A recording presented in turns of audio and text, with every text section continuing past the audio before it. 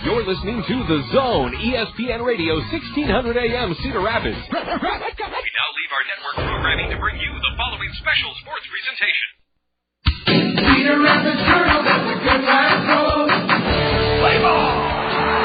Are you ready to let the good times roll? Are you ready for Kernels baseball? The Zone, ESPN Radio, 1600 AM, and the Class A affiliate of the Anaheim Angels welcome you to Cedar Rapids Kernels baseball. Now in his ninth season as the voice of the Kernels, here's John Rogers. Cedar Rapids Kernels, that's a good time roll. A long-anticipated, longest homestand of the season. A 12-game homestand commences tonight as the Kernels take on the swing of the Quad Cities, the Class A Midwest League affiliate of the Minnesota Twins. The Kernels coming off a 4-4 road trip in America's Dairyland, splitting 4 with Beloit and the same with the Wisconsin Timber Rattlers. It's a warm, almost muggy, summer-like evening here as we kick off the homestand. And to tell us all about it, on the dugout interview next, Colonel Director of Marketing and Public Relations, Mike Kuhlbeck. You're listening to Colonel Baseball on the Zone. Kernels fans, your Cedar Rapids Taco Bell restaurants have something new for you to cheer about this season. A Taco Bell 10 spot. When the Kernels score 10 or more runs in any game this season, you'll score beef tacos for just 39 cents the very next day at any Cedar Rapids Taco Bell. That's a savings of 50 cents per taco, limit 10 per customer. Remember, when the Kernels put up a Taco Bell 10 spot by plating 10 or more runs in any game, you get up to 10 39-cent beef tacos the very next day at any Cedar Rapids Taco Bell. Coffee works when it's important to you. Coffee works, let your work shine through. When you think of copies, think of CopyWorks. High-speed copying, color copies, oversized copies, manuals, booklets, graphic design, posters, banners, and presentations. CopyWorks does it better. When it's important to you, CopyWorks lets your work shine through. When you think of copies, think of CopyWorks. Mike Kuhlbeck is kind of a road-weary guy that was part of that trek into Wisconsin that we fared very well on. I've been looking forward to this 12-game homestand all spring because it means I get to be with my cats and sleep in my own bed, but it means even bigger and better things for our fans, Mike. This is a wonderful opportunity. Well, it sure is, John. We've got a lot happening here in the next 12 days, and we started out with Sky Dogs USA coming in on the weekend. Saturday and Sunday at 5 o'clock on Saturday and 2 o'clock on Sunday. A lot of fun for the family, getting to watch Rockin' Ray and his Frisbee chasing dogs out on the field during the game.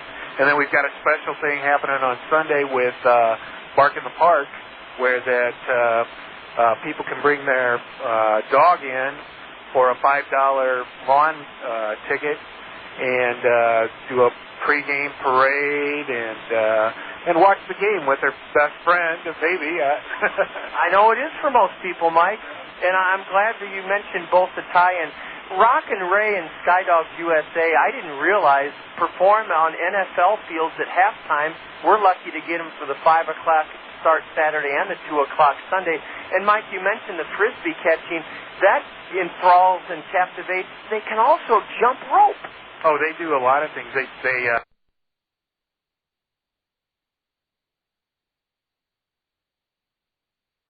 One of them works as a bat boy for an inning, and it really is quite remarkable. And the dogs are all dogs that were abandoned before that he got from shelters. So they're really special dogs, and they really perform special tricks. Oh, that they do. And then, Mike, quick reminder to folks who might want to come to Sunday afternoon's game with their best friend, their dog. How do they pre-register? It's fairly simple. Right. You have to pre-register. The best way to do it is out here at the ballpark.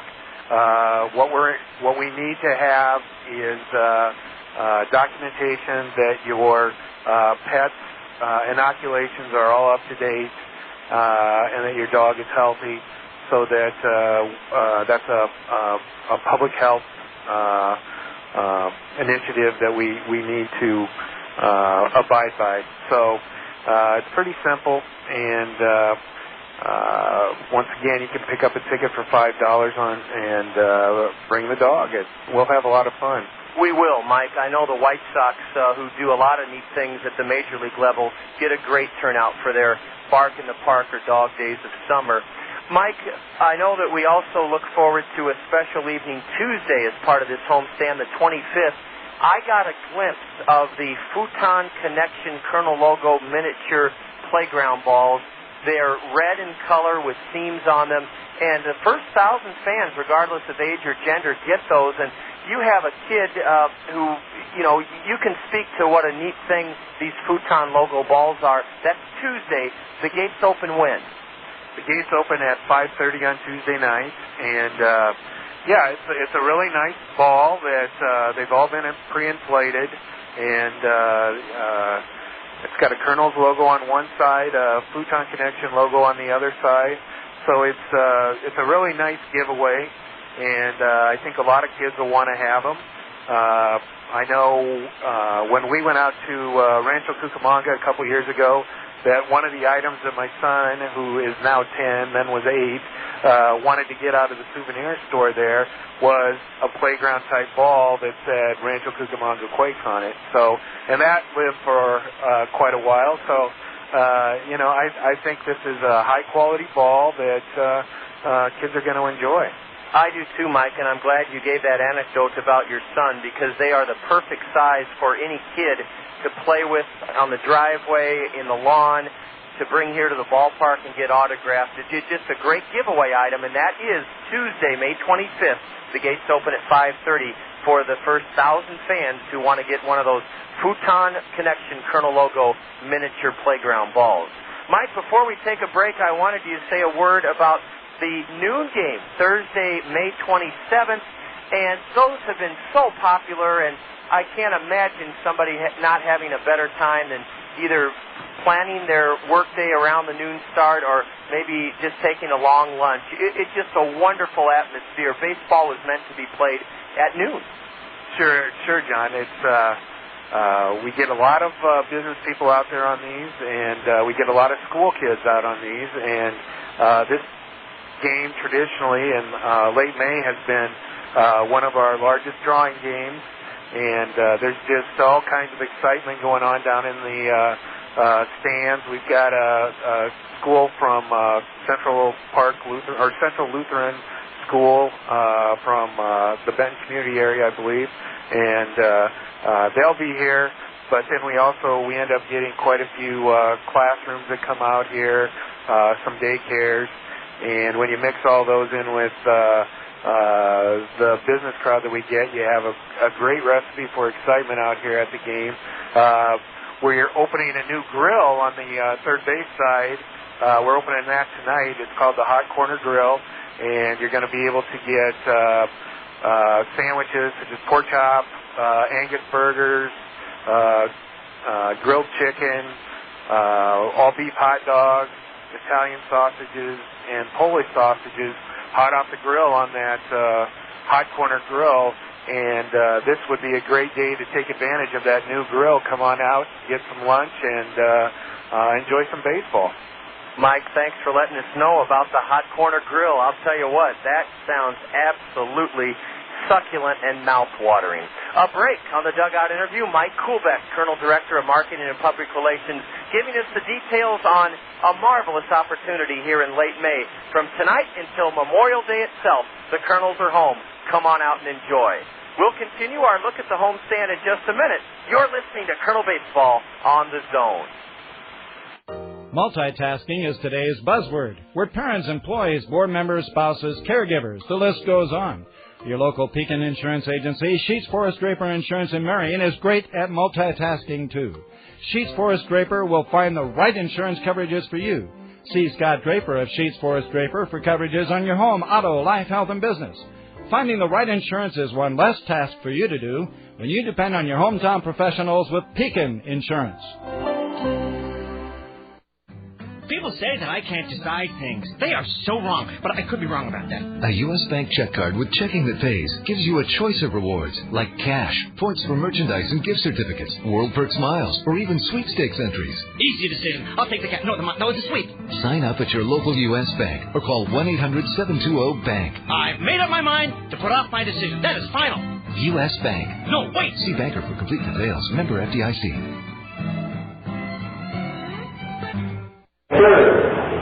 Mike, I know we have a lot of bases to cover, and we're trying to hit some of the major reasons why folks would want to come out for this 12-game homestand. Another one is Friday, May 28th, the day after the noon game. 4 fans are, if they're 18 and older and have a valid driver's license and proof of insurance, what could they drive away from the game on Friday, the 28th of May?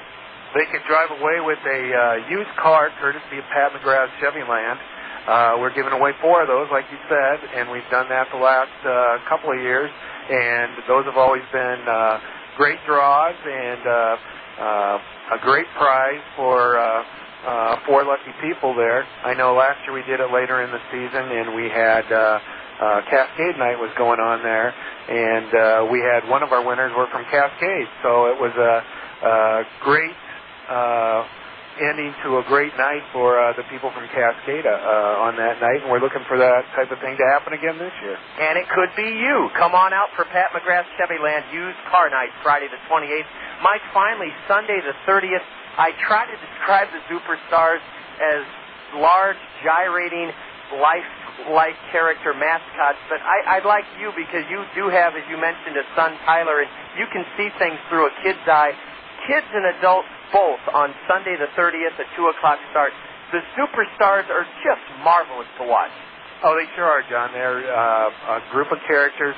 Most of them are based upon, all of them are based upon sports figures, such as Clammy Sosa and Cal Ripken. That's C-O-W, yeah. Derek Cheetah, and even Harry Canary.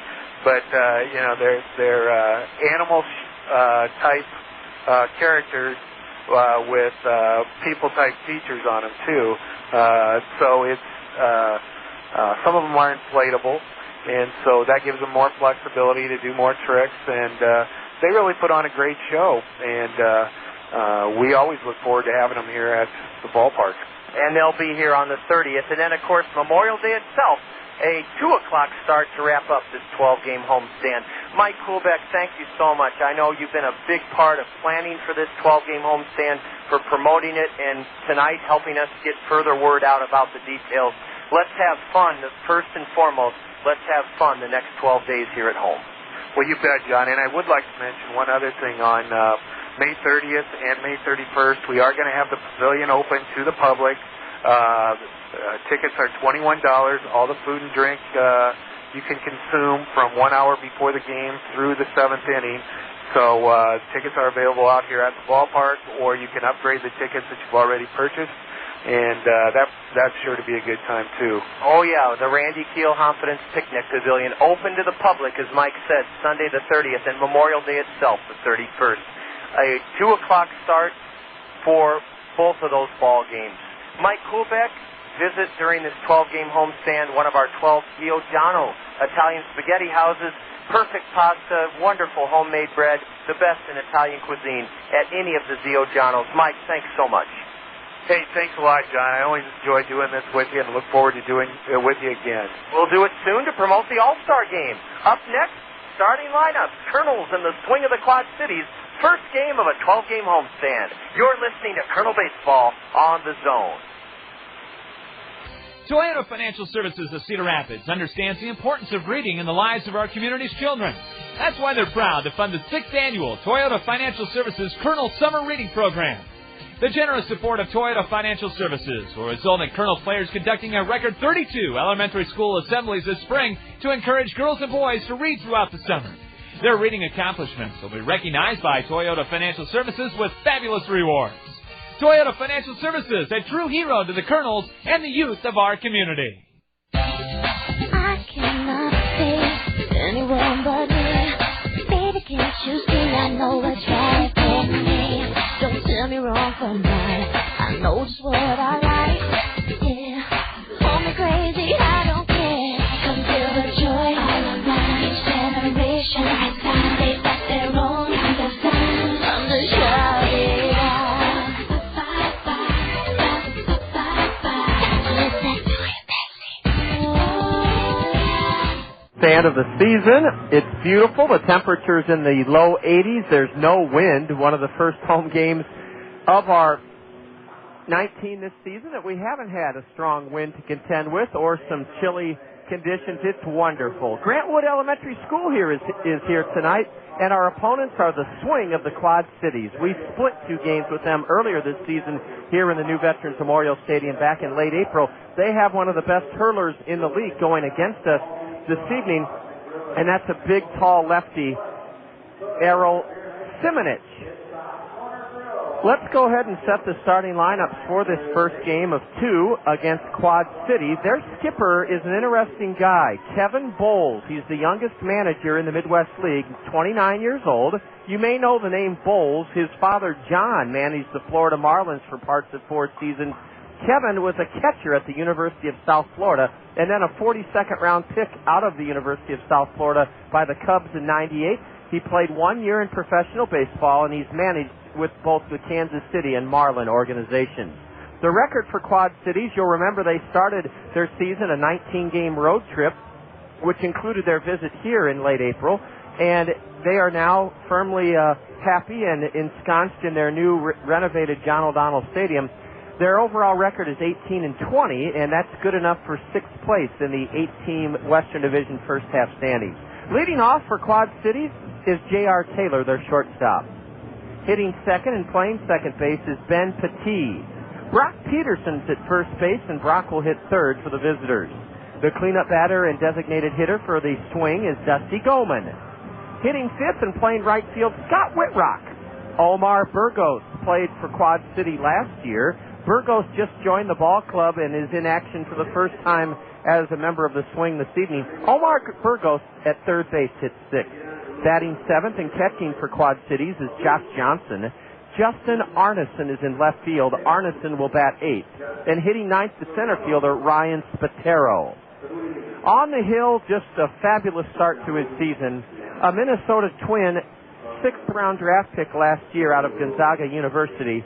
A 6'4" 225 225-pound southpaw, Errol Simonich. He's 3-1. His ERA is 1.83, and Simonich is making his 8th start of the year. His last start was in Battle Creek, Michigan, a week ago, Thursday. 7 innings pitched, no runs, 3 hits, 10 strikeouts, 2 walks, a no decision in a Swing 3-2 loss to the Battle Creek Yankees. That's the Swing of the Quad Cities lineup this evening. Our great friends at Allen Motor Company, now proud to present the Kernel starting lineup. Allen's Kia grand opening sale is in full swing at their beautiful new campus, I-380 and Boyson Road, exit 25 in Hiawatha.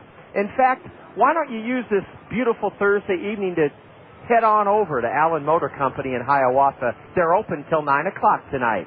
And featured among the great buys on those new Kias during Allen's Kia grand opening sale, brand new cars under $9,000. Specifically, I'm talking about the 2004 Kia Rio, 32 miles to the gallon highway. Doesn't that sound good with gas prices over $2 a gallon? Those 2004 Kia Rios are priced at just $8,995. Right now, during Allen's Kia grand opening sale, Allen's is open late till 9 o'clock tonight. Here's the Allen Motor Company Kernel starting lineup. Switch hitting center fielder Quan Cosby will lead it off. Batting second, 5th in the league in hitting with a .336 average, Howie Kendrick, and he'll play second base. The shortstop in the Allen Motor Company order, batting third, Brandon Wood. His average is up to a season high, .281. Bobby Wilson will catch this evening, and Bobby will bat cleanup in the Allen Motor Company order. Batting 5th for the Kernels and playing third base, the Midwest League Player of the Week last week, Matt Brown. Brown had an 8-for-18 week with a double, 4 homers, 11 RBIs. He's the second Kernel to win the honor in as many weeks. Howie Kendrick was named Midwest League Player of the Week prior to Matt Brown getting the honor. Brown bats 5th at third. Matt Pauley will be at first base. He's 7th in the league with a .330 average, and he'll hit 6th. Batting 7th, Sean Rodriguez in left field. It's Blake Balcom hitting eighth, and he's in right field. And rounding out the Allen Motor Company Kernel starting lineup, the designated hitter batting ninth, Aaron Peel. On the hill is Micah Posey. Micah is a 21-year-old lefty. He's 5-0 on the year. Micah Posey 5-0 with an earned run average of 2.03. The southpaw was Anaheim's 15th round pick in 2001 out of Tallahassee Community College in Florida. We'd like to say hello to Micah's folks who tune in to these broadcasts on the Zone via our internet. Micah Posey 5-0, a 6-0 winner his last start. That was Thursday in Beloit. 6 innings pitched, no runs, 3 hits, 2 strikeouts, 1 walk. Micah Posey pitching for the Kernels. Anderson and Brown Eye Care is proud to present the Anderson and Brown Eye Care umpiring crew. They've been with us now 3 straight series, dating back to our opening series in Beloit last week. Then they followed us up to Appleton. Here they are in the City of Five Seasons with us. The Anderson and Brown Eye Care umpiring crew, Mark Ripperger will call the balls and strikes, and Clint Mahan will be on the diamond. Anderson and Brown Eye Care is a Bausch & Lomb contact lens specialist, and Anderson & Brown Eye Care is a leading dispenser of contact lenses in our area. Anderson & Brown Eye Care has locations inside Lens Crafters in Westdale Mall, Coral Ridge Mall, and North Park Mall in Davenport. Let's listen in for a moment as Slayton Thompson and his city drum corps are assembled out near the warning track in right field. Now they're starting to march towards the second base position. We have a color guard stationed right in front of the Kernel first base dugout. I'm going to turn up our crowd mic so that you can hear the wonderful work of Slayton Thompson and his Grant Wood drum corps.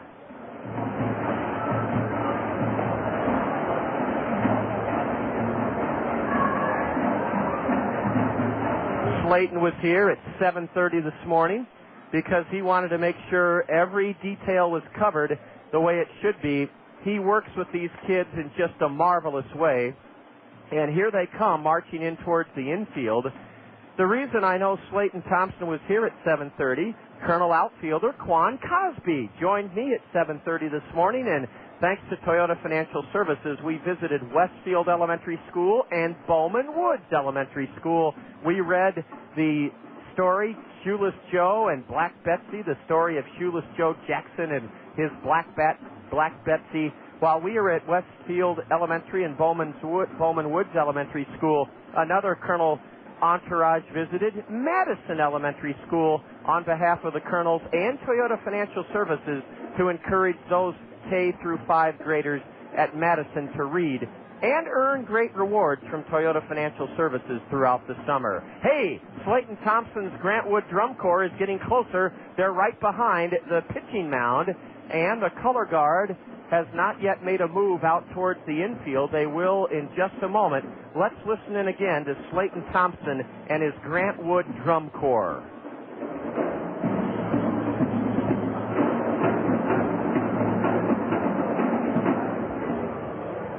Now they've stopped playing, and what a hand for them.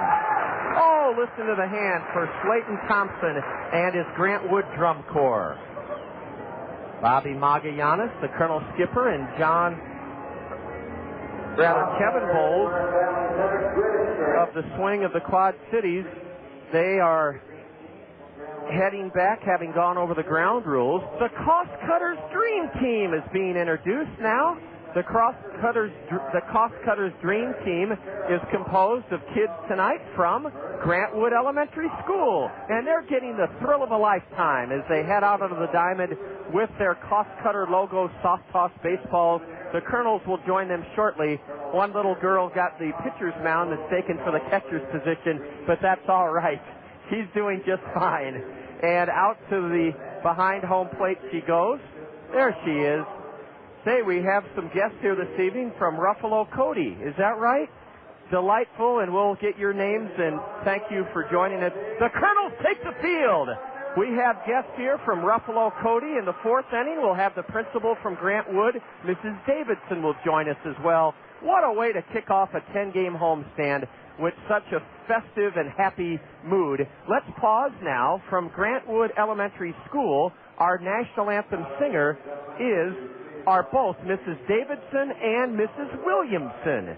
Mrs. Davidson and Mrs. Williamson from Grantwood Elementary School are going to sing the Star-Spangled Banner, but before they do, the color guard is marching out towards the middle of the diamond, and right behind the pitching mound is the Slayton Thompson Grantwood Drum Corps. What a great, solemn, and proud moment this is for the entire crew from Grantwood Elementary School. Their Cost Cutters Dream Team members are out on the diamond standing at attention. We also want to welcome John Phelan. He's here with his little brother from Polk Elementary School. It's a thrill for us to say hello to John Phelan, the general manager at KCRG TV9 and the Zone 1600 AM. Now, let's join down on the field Mrs. Davidson and Mrs. Williamson from Grantwood Elementary School with the singing of the Star-Spangled Banner. Please join in the singing of our national anthem that's being performed this evening by Mrs. Davidson and Mrs. Williamson from Grantwood Elementary School.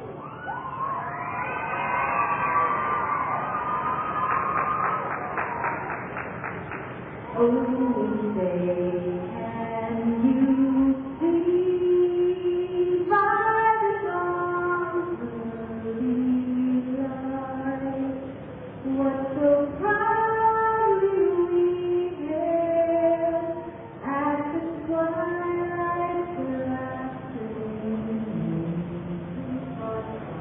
shine bright stars through the perilous night. O'er the ramparts we watched were so gallantly free, and the rockets lit the way never first seen, gave proof through the night that a flag was still there. Oh, sing of the star-spangled banner yet waves o'er the land of the free and the home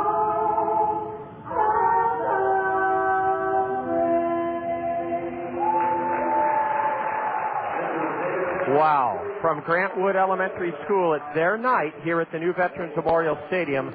A duet, Mrs. Williamson and Mrs. Davidson. Mrs. Davidson's the principal, and she'll join us in the fourth inning during our broadcast. The colors are being retired as the color guard heads towards the first base Colonel dugout. There's the Grantwood Slayton Thompson-led drum corps. Listen to them. Boy, that's enough to make the hair raise on your arms. You feel like Paul Revere is coming, and that we're going to regain our independence. Is that ever a great job by those youngsters? And there go the Cost Cutters Dream Team members dashing off the diamond, having the thrill of their spring. Boy, do we have a great atmosphere here tonight to kick off our longest homestand of the season, a 12-gamer. I'm John Rogers. I look forward to bringing you tonight's action. Our in-studio engineer is Bev Taylor, and we'll have it all for you in just a moment. You're listening to Colonel Baseball on the Zone.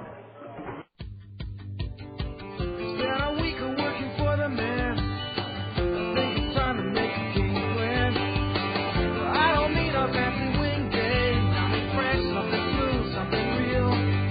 Get a real live party going on. I need fresh, I need smooth, I need real. Get a real live party going on. But it's alright, it's all real. It's all here. Bud Light Beer, Anheuser-Busch, St. Louis, Missouri. Advanced Systems, the leader in office technology, is like a great baseball coach when it comes to office productivity. Advanced Systems makes the most of your team. They do it with the latest technology for office productivity from Canon. They're also like a great trainer. Advanced Systems Advanced Life Support makes sure your office equipment runs at peak levels and fixes it fast if things go wrong. Hit it over the fence with Canon technology from Advanced Systems. Call 832-8291. This is for the 21st century with Advanced Systems.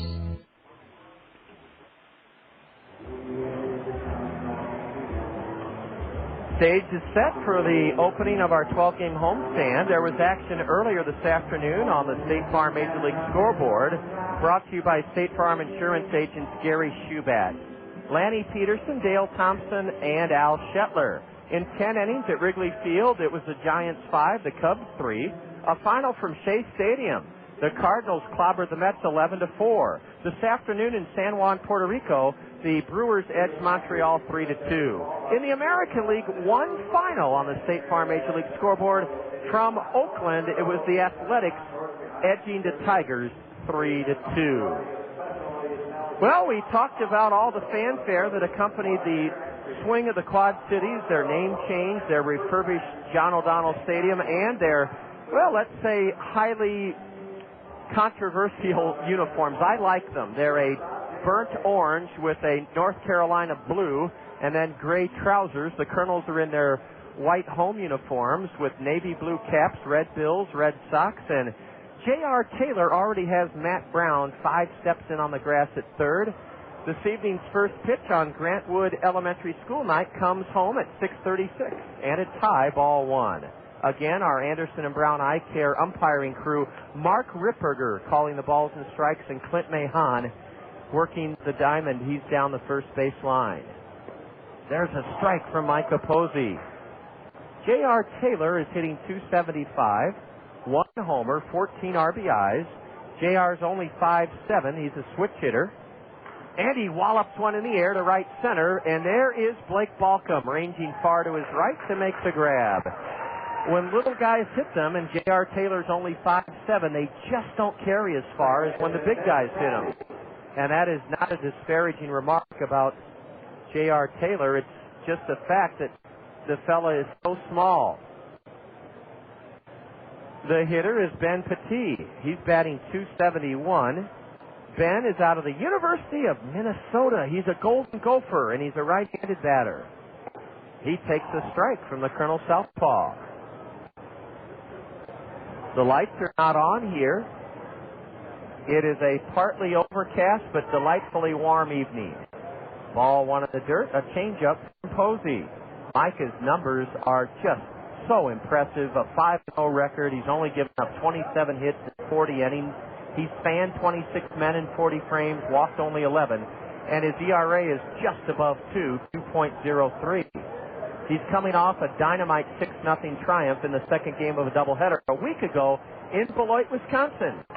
A high pop foul off to the right. That one on the Miller Mezzanine Terrace, where folks from Genencore and Quaker Oats are enjoying tonight's action. Out on the Randy Keel Confidence Picnic Pavilion and left. This is ironic. Sonia Massey, you have arrived. I would like you to introduce yourself to Lisa and Lori from Ruffalo Cody. Oh, you ruined my grand introduction. Oh, here's a swing and a miss by the batter. A swing and a miss by Ben Petit, and 2 away here in the top of the first inning. Sonia Massey was with us this morning when we went out to the 3 elementary schools on behalf of Toyota Financial Services, and she's been coordinating our Cost Cutters Dream Team program before every home game. And 2 of her colleagues, former colleagues from Ruffalo Cody, Lisa and Lori, are here with us as guests this evening. Micah Posey, a strike at the knees to Brock Peterson. Brock is the first baseman. He's batting .263. Right-handed hitter, 2 homers, 20 RBIs. He's only 20 years old. And Micah's fastball is low and in to Brock Peterson.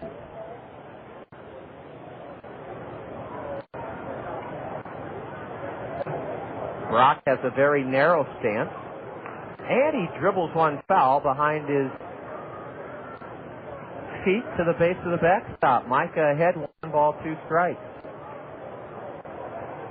I'm so sorry. Our guests are Lisa and Laura, not Lori, and we'll get their last names here in just a little bit. But Al Ruffalo and his company have been season ticket holders the first 3 years here in the new Veterans Memorial Stadium. A looping liner into shallow center, and on comes Quan Cosby to make the play. Brock Peterson golfed it into shallow center. Quan was playing in and made the catch on the run. A terrific first inning for Micah Posey. 1-2-3-0 across. And after one half inning, as we start this 12-game homestand, the swing of the Quad Cities nothing, the Kernels coming to bat. You're listening to Colonel Baseball on the Zone. Faucets leaking, termites feasting, fishing, tackle, paints and spackle, tubs, jacuzzis, tapes and movies, everything from A to Z. Tile and lumber, tons of plumbers, elevators, coffee makers, radiators, party favors. Take a look and you'll see. Let your fingers do walking through Yellow Book, the other book. When it comes to making their buying decisions, people today let their fingers do the walking through Yellow Book Yellow Pages. It's no wonder. Yellow Book's packed with money-saving coupons, restaurant menus, and vital community info. And with more ads than ever before, it has everything you need right at your fingertips. It's easy to spot. Just reach for the Yellow Directory with the map on the cover and join the smart shoppers who choose Yellow Book, not the other book. Put your business in Yellow Book. Call 1-800-YB-YELLOW. Let your fingers do walking through Yellow Book, the other book.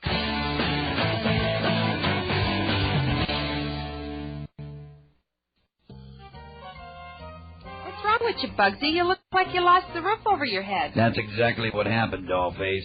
You see, we got another family trying to move into our territory. The termite family. They already ate my weekend hideaway, and they gotta be stopped before they take over the whole town. Oh, Bugsy, they're so tough and mean. Don't go getting yourself hurt or nothing. Don't you worry your pretty little head, Toots. I'll get someone else to do my dirty work. Someone I can trust to put the termite family out of business. Certified Pest and Termite Control. With Certified Pest and Termite Control, I know the termite family will be wearing cement shoes and sleeping with the fishes. You can trust the experienced, fully licensed staff at Certified Pest and Termite Control. Certified offers guaranteed inspections and a 10% discount for seniors. For pest control service and supplies, look for the Giant Ant at 1141 16th Avenue Southwest in Cedar Rapids.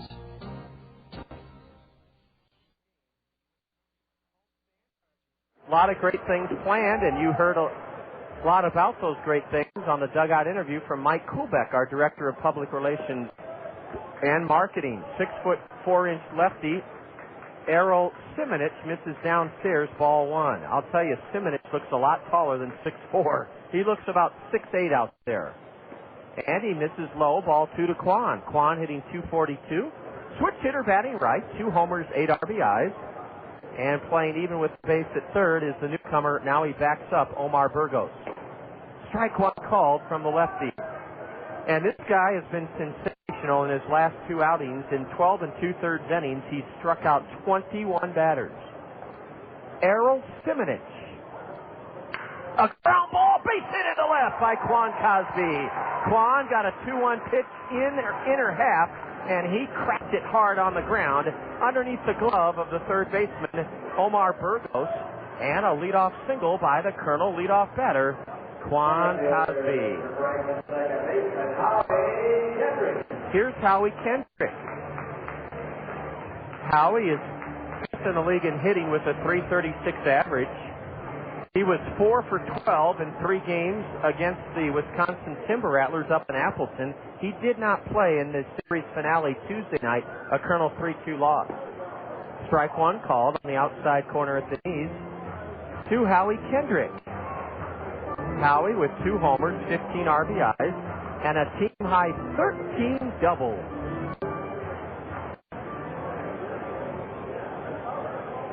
Quan is 7 for 8 in steals. He draws the throw, and he's back safely. The Kernels are now second in the league in hitting, batting .266 as a team. Peoria is hitting .268, but the Kernels still lead the league in home runs and stolen bases. The 0-1 to Howie. Slap foul, knuckling up onto the Miller Mezzanine Terrace, strike 2.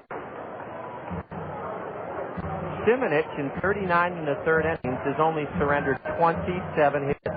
He's whipped 45 batters in 39 1/3. Walked only 11.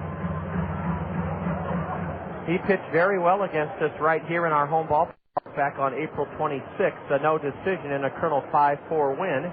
He went 7 innings, allowed only 2 runs on 3 hits, fanned 7, and walked 2. Errol Simonich ahead of Howie Kendrick, 0-2. The Swing have burnt orange socks, burnt orange jerseys, and burnt orange caps. A pitch out. The runner goes, and Quan steals it anyway. Quan Cosby on a pitch out to Howie Kendrick has his 8th steal in 9 tries. The catcher, Josh Johnson, took forever to get rid of the ball, and then a weak throw, a one-hopper down to the bag at second. The shortstop covering, and Quan beat the throw as Howie took the pitch out for ball 1. Kernels have a great chance to jump ahead here in the bottom of the first inning. Kendrick will now try to readjust his thinking at the plate and hit the ball on the ground to the right side of the infield. He lines one into center for a base hit. Quan will round third. They'll have to hold him up. The center fielder's throw is wild. Here comes Quan. They back the play up. Come on, Quan. Quan couldn't make it home as Howie pulls into second. Quan Cosby, despite a terrible throw by the center fielder Ryan Spatero that missed everybody and rolled all the way to the batting circle of the on-deck circle of the Kernels, Quan just could not score, and you can't blame him because you hate to be thrown out at the plate. So, Quan Cosby's at third. Howie Kendrick is credited with a base hit into center. The ball almost hit Quan Cosby. It was hit so hard. And Howie goes to second on a very bad throw from Ryan Spatero, the center fielder, that nearly got by 3 different Quad City fielders, the cutoff man, the catcher, and then it dribbled away from the lefty Simonich, but Quan just couldn't turn on the jets again to try to speed home. He held it third, even though I tried to egg him on home. The batter, Brandon Wood. Strike 1 called at the knees. The first 2 Kernels are aboard, and the Kernels are in great shape to jump out ahead of the Swing here in the bottom of the first inning. Brandon, a right-handed hitter with 4 homers, 24 RBIs, second only to Matt Brown, the Midwest League Player of the Week in that department. Wood takes a strike on the inside corner. It's 0-2. Brandon coming off a terrific series up in Appleton. He was 6 for 16. But he's in the hole, 0-2. Curveball just missed low. Boy, I don't know how Brandon took that pitch, but he did for a ball.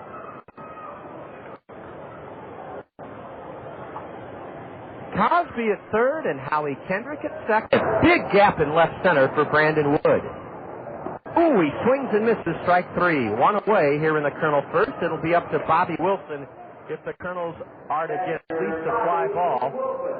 Gotta credit the strikeout pitcher, Errol Simonich. He needed a strikeout, and he got it as he ran a fastball in on the hands of Brandon Wood. 1 out. Bobby Wilson sat out 3 games in Appleton due to sore ribs incurred by a collision at home plate in the Beloit series. Bobby's hitting .309, 2 homers, 21 RBIs.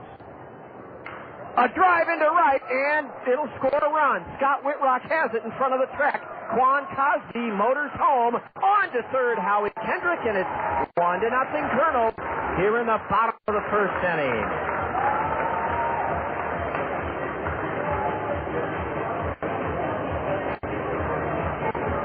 Bobby Wilson gives Kernels a big lift after the lefty fanned Brandon Wood. Bobby went the other way and drove it to deep right.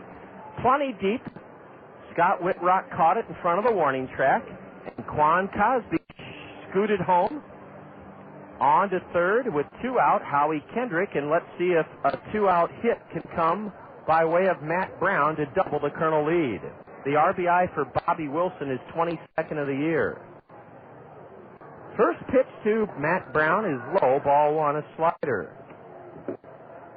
Brownie with a team-high 9 homers, a team-high 34 RBIs.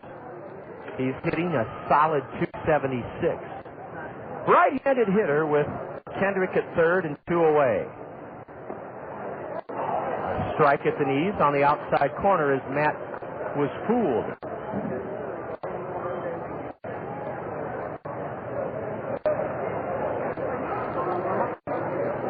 Simonich is set just below the letters.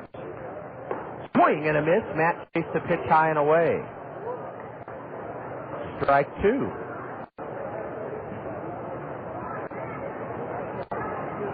Matt steps out, takes a couple of practice cuts.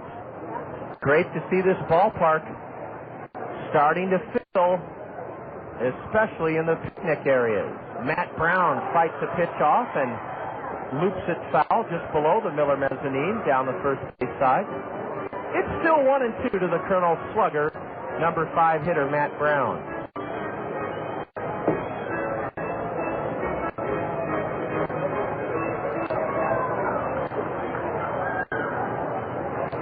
A curve, and Matt fought that one off and rolls it foul to the Quad Cities on deck circle.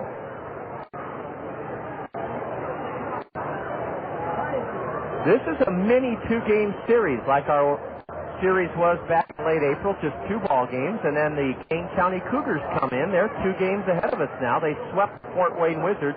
That really hurt us as we split with Wisconsin and Appleton. We're in 3rd place now. Here's a rocket into the left field corner. Extra base hit for Matt Brown. Howie Kendrick is home, 2-0. Digging it out of the left field corner at the 3:15 mark is Justin Arneson. And Matt Brown with a clutch 2-out double doubles the Kernel lead. It's 2-0 Kernels here in the bottom of the 1st inning. Matt Brown with a terrific piece of hitting. Had a slider right in on his hands, and he got around on it and drove it into the left field corner, fair by about 6 feet. It landed at the base of the 3:15 mark, and as Howie Kendrick scored the 2nd run of the inning, Matt Brown cruised into 2nd with his 35th RBI of the year, his 8th double of the season, and the Kernels are in good shape against Errol Simonich, the highly successful lefty with a 3-1 record and an ERA of 1.83.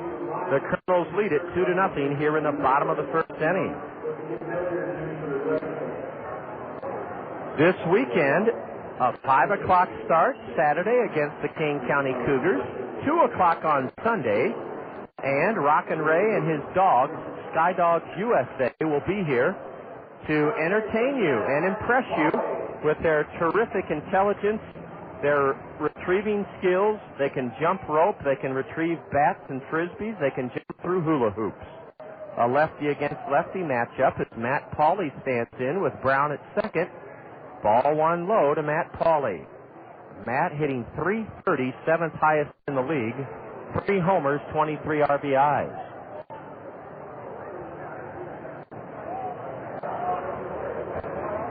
Big Gary Lucas, the former Padre and Giant, came out to visit with Simonich. Slicing one foul away to the left is Matt Pauley. Again, Saturday we play Kane County at 5 o'clock. The gates open at 4. Sunday at 2 o'clock. Sunday we'll be welcoming all the folks from Viola Gibson School, just as we are the great staff, faculty, parents, and students from Grant Wood tonight. A fastball is low and outside, and Pauley's ahead 2-1. Sunday is also Bark in the Park Day. Register your dog ahead of time, and you and your dog can sit on the lawn section for $5. There'll be a pregame parade as we honor man's best friend with Bark in the Park on Sunday. Yes, you and your dog get in for just $5. A high drive into deep left center, ranging far to his right is Ryan Spatero, and the center fielder has it. Spatero makes the catch in left center. Let me clarify. Well, I'll double check. I think it's $5 for you and $5 for your dog, with the $5 for your dog going directly to the Cedar Valley Humane Society. Nonetheless, it's a great bargain. In the 1st inning, 2 runs for the Kernels on 3 base hits, a stolen base, 1 Quad Cities error, and the Kernels leave 1 aboard. We go to the top of the 2nd inning. It's the Kernels 2 and Quad Cities nothing. You're tuned to Kernel Baseball on the Zone. Did you know nearly 40% of all the waste going to landfills is paper? That includes newspapers, magazines, catalogs, junk mail. computer paper, cereal boxes, pop and beer cartons. Your friends at Cedar Rapids Solid Waste and Recycling encourage you to recycle those common household paper products by putting them in your blue recycling box on collection day. Save our landfill space. Recycle your paper waste. Queenie and Golick.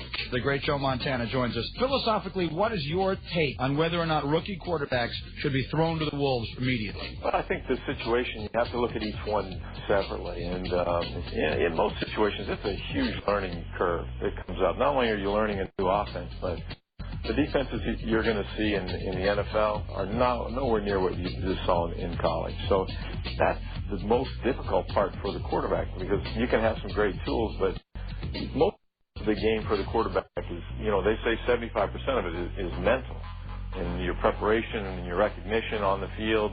So I think it'll be difficult. I think they think that he's going to make a big impact, but up there in New York right away. But it's always good to sit out a little bit, and even for part of that season, to get your feet wet and learn a little bit more and feel more comfortable with that offense. And also with the things that you see out there. Mike and Mike in the Morning on ESPN Radio. 2-0 Kernels, top of the second inning, and right-handed hitting Dusty Goldman serves one foul into the backstop. Dusty's a tall drink of water, 6'5". He's hitting .248, and he grounds one foul that his manager, Kevin Bowles, the 29-year-old, picks up, and Kevin's already found a youngster he wants to give that baseball to. Dusty Goldman's in the hole 0-2. RBIs from Bobby Wilson and Matt Brown. Played at Quan Cosby and Howie Kendrick in the bottom of the first inning. The 0-2 from Micah is a curveball, low and in the dirt for ball one. Dusty Goldman played 42 games with Quad Cities last year, hit .153, 2 homers, 18 RBIs. Dusty's only 21 years old, and he swings and misses at a high fastball. Strikeout number 2 for Micah Posey. Let's just say that the LBs are here. Lisa Birkin and Laura Ballard from Ruffalo Cody.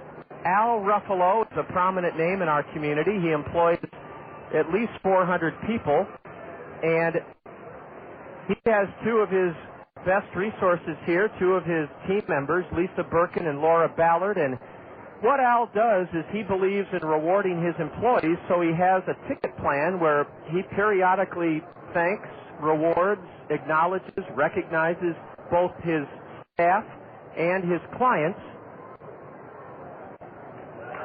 Here's a little looper, and it's a fair ball, and it's caught. It's caught. Scott Whitrock looped one in the air to first baseman Matt Pauley. Pauley had to come in 3 steps. He was still on the dirt of the infield, and he caught it for the second out as Micah Posey has retired 5 in a row. Al Ruffalo is the kind of guy that when the History Center really needed some help, and I was a history major in college, Al spearheaded an effort that raised over $1.5 million in less than 3 months. And people like Al Ruffalo, behind the scenes, working very quietly, make this the community it is, a wonderful sharing, giving community. Omar Burgos pops one foul into the plaza section for the folks from Grant Wood Elementary. Strike 1 to Burgos.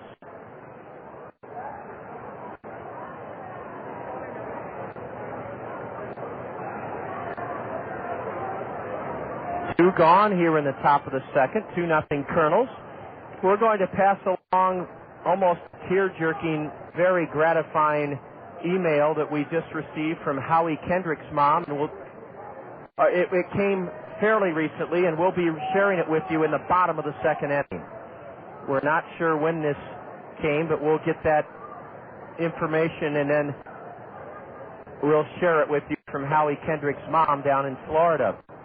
But we want to thank Ruffalo Cody, and it sure is great to have 2 smiling faces of young women, Lisa Birkin and Laura Ballard, here tonight. A ground ball up the middle, diving, stopped by Brandon Wood. He threw the batter out. Wow! Brandon Wood makes a sparkling defensive play, his best play of the year at shortstop. He took a sure hit away from Omar Burgos. A ground ball hit hard on 2 hops up the middle. Brandon Wood diving to his left, stabbed it, popped to his feet, and got Burgos by a quarter step at first. And that one was a sensational defensive play by Brandon Wood. Down in order go the swing of the Quad Cities in the top of the second inning. And after an inning and a half, the Kernels lead the swing 2-0, and you're tuned to Kernel Baseball on the Zone. You're in the Zone. Attention sports fans. Iowa's #1 sports announcer is right here on the Zone. For the second year in a row, the Iowa Associated Press has named Scott Unash the best damn play-by-play announcer in the state. Fact is, Scott's dedication to outstanding coverage of area metro sports is unprecedented. The guy eats, sleeps, and breathes local sports. You can catch Scott weekday afternoons at 3 on the 19th hole with Scott Unash, and Saturday mornings at 9 when he hosts the High D Coaches Corner. And in addition to great seasonal high school play-by-play, you can hear Scott calling all the hot action of Hawkeye Downs racing on Friday night. Scott knows sports, and once again, he's AP's top play-by-play announcer of the year. One more reason why you need to keep it in the Zone. ESPN Radio, 1600 AM. The way to pocket important savings is to take advantage of Chevron motor oils and lubricants from the Otson Oil Company, your local Chevron oil distributor. Chevron lubricants are made from higher quality base oils for better performance, and that means longer life for your engine. Contact the Otson Oil Company in Cedar Rapids for details on how you can save time and money with Chevron lubricants. The Otson Oil Company, serving Iowa with quality lubricants since 1933. Visit Otson Oil Company at www.otson.com. Defensive play at short by Brandon Wood ends the Quad City second. 2-0 Kernels bottom of the second. And Sean Rodriguez, the number 7 hitter in the Allen Motor Company order, smashes one past the second baseman into right center. Getting it back in is Ryan Spatero. And Sean Rodriguez, batting .269, hammered the first pitch he saw from the tall lefty Errol Simonich hard past to the second baseman, Ben Petit. It was to his right, into right center. One pitch, and the Kernels have their 4th hit of the night already. We want to remind you we're just past 7 o'clock that you're enjoying Kernel Baseball on the Zone, ESPN Radio 1600, KCRG, Cedar Rapids, Iowa. Blake Balcom, a right hit. There goes Rodriguez. The pitch high, the throw to second. Save! A close play as the second baseman, Ben Petit, put the tag on the head-first sliding Sean Rodriguez. And the Kernels continue to run rampant in this Midwest League, leading the league in thefts. That's their 52nd stolen base in this, just our 40th game of the year. Now Blake Balcom can try to hit the ball to the right side of the infield and get Rodriguez over to third. Blake instead grounds to short, but Rodriguez got a great read on it. And as J.R. Taylor throws Balcom out, Rodriguez went to third. Blake didn't hit it very hard, and Sean Rodriguez recognized that and took off as soon as the ball came towards him, leading off at second. And Aaron Peel has an RBI chance. Sonia Massey, could you explain how Howie Kendrick's mom emailed us? It didn't come my attention, did it?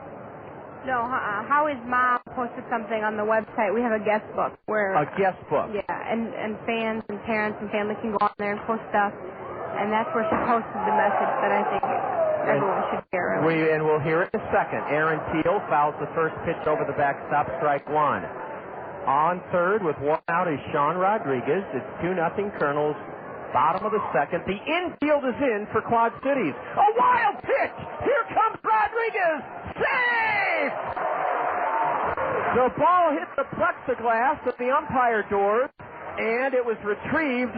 It was retrieved by the catcher, Josh Johnson. He hustled back, got a good bounce off that plexiglass, threw home, but Sean Rodriguez slid in underneath the tag of the pitcher, Errol Simonich, and the wild pitch is the 4th of the year in 8 starts for Errol Simonich, and it's 3-0 Kernels. The 1-1 to Peel is bounced to third. A long throw by Omar Burgos retires Aaron Peel. And there are 2 gone here in the Kernels' second inning. Well, Sonia Massey, what did Howie Kendrick's mom write us concerning Howie's community service? Well, she just posted a little something for him. It just says, Howie, I'm very proud of the job that you're doing on the field, but all the extra base hits in the world can never make me as proud as I was today to listen to John and the teacher from Coolidge Elementary talk about your work with the children. And she said, as I listened to the children chant your name when you were up, it was then that I was my proudest. I love you. Keep making a difference on and off the field. And not only Howie, but every single player that attends any school with us should really be recognized like that, because they really do make a difference, and those kids love seeing them, so they do a great job. Well, thank you so much, Sonia, for relaying that very heartfelt message from Howie Kendrick's mom. It's 3-0 now to Quan Cosby. It's 3-0 Kernels. We're in the bottom of the second inning. Howie, of course, did accompany us to Coolidge School before our trip to Wisconsin, and the kids did chant his name in unison, and Errol Simonich's rough outing continues as he yields a 2-out walk to Quan Cosby. Quan is on for the second time in a row, and we certainly do appreciate here's Howie batting now. We appreciate his mom writing to our bulletin board, Sonia, with those just so meaningful thoughts. Yeah, very important, and I'm glad that she did. Howie singled, reached second on an error by the center fielder, and scored on a 2-out double by Matt Brown in the first. Ball one high and away from lefty Errol Simonich. It feels like summer, and we're starting a 12-game homestand. Glad you're either listening here at the ballpark or tuned in across eastern Iowa here to Kernel Baseball. The Miller Mezzanine Terrace is teeming with activity. Folks from 2 great companies, Jen & Core and Quaker Oats. And then 2 of my favorite clients, Mott's Paint and ADM Corn Processing, are filling the Randy Keel Confidence Picnic Pavilion in left field. A throw to first, and Quan dances back standing up. Yes, it was certainly great to hear those words that Sonia read from Howie Kendrick's mom. How proud she is. A strike on the inside corner at letter high as Simonich evens the count to Howie 1-1. The outfield plays Kendrick straight away. It's 400 feet to dead center here in the new Veterans Memorial Stadium. 325 down the right field line, 315 down the left field line. A changeup is low, and it's 2-1 to Kendrick. 378 to the left center field power alley, 390 to the right center field power alley. A giant video board with the Kernel logo sitting atop in right center field. It's known as the Rockwell Collins Game Link. Howie punches one in the air, foul, out of play to the right. It's 2-2 to Kendrick.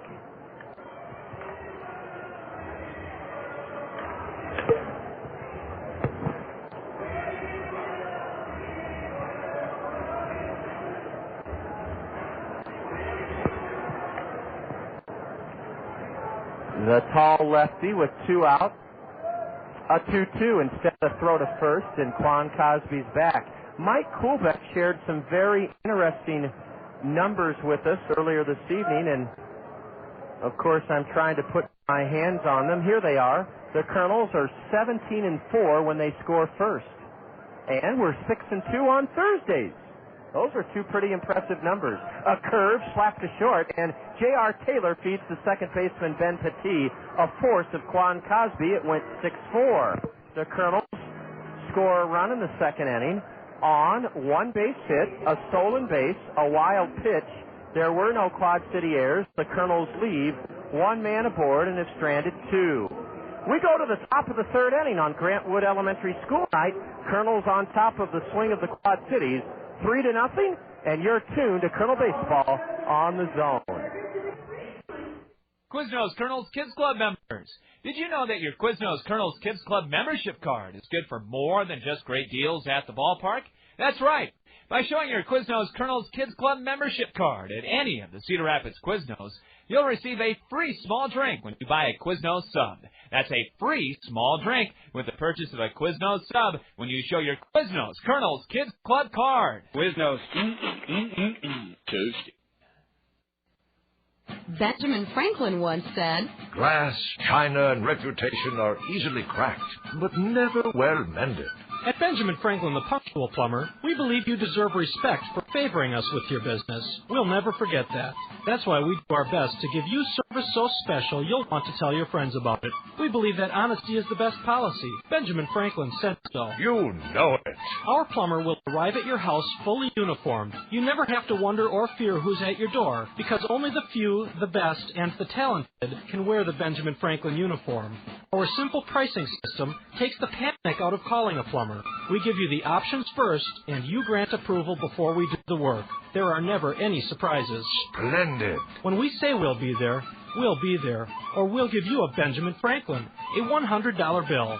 Benjamin Franklin, the Punctual Plumber.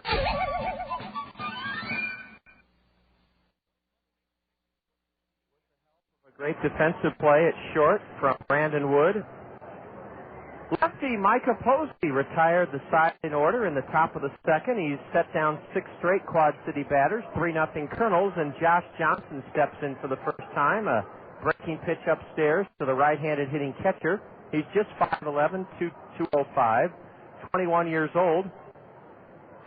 And he grounds one to short. Brandon Wood has it, and there's one away in the top of the third inning. 7 straight by the Colonel lefty with a 5-0 record.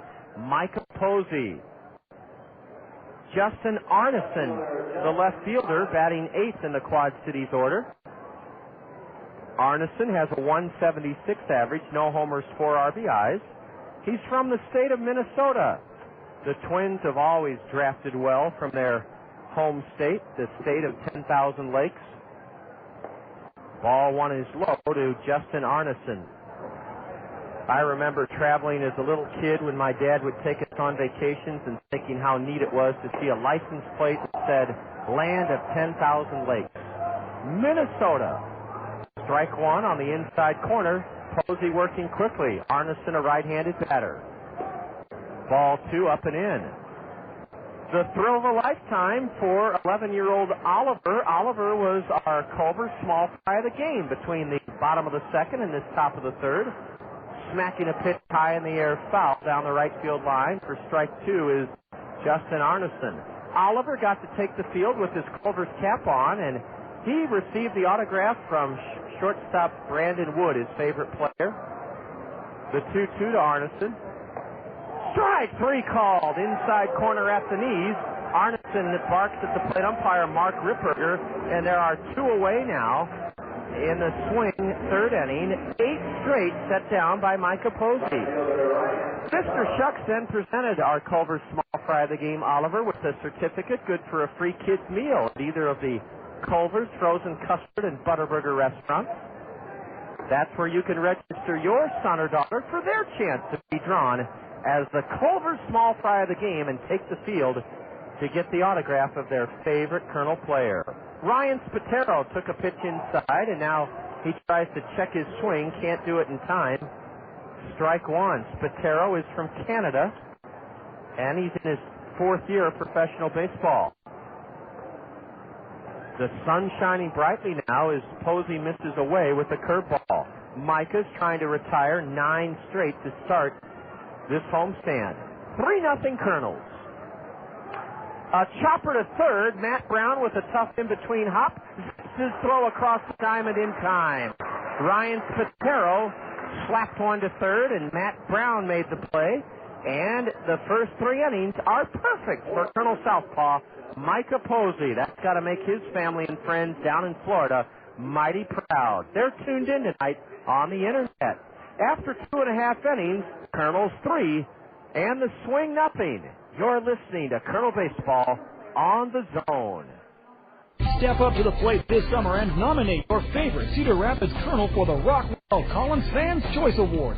Every time you catch a Colonel's game, fill out a Fans Choice ballot to recognize the efforts of your favorite ball player. Then drop the ballot in the designated box at the souvenir stand. During the season's final homestand, Rockwell Collins will present the Fans Choice Trophy to the player with the most votes and make a donation to that player's favorite charity. Rockwell Collins and the Cedar Rapids Kernels, partners on and off the field.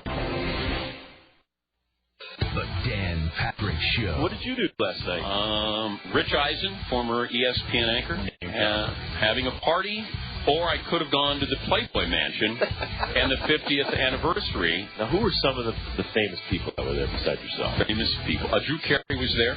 Lou Ferrigno. Oh, you know who was there? Salami from The White Shadow.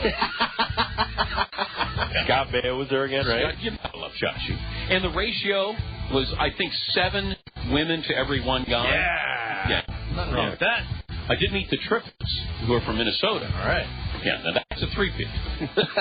That'd be the trifecta. That's the Triple Crown right there. But you not only see the modern-day Playboy women, you saw, Mimi Van Buren was there. Was she like the 50th anniversary Playmate? I think she was there in like 53 or something like that. She looked like she was there in 53, 1953. The Dan Patrick Show, weekdays on ESPN Radio.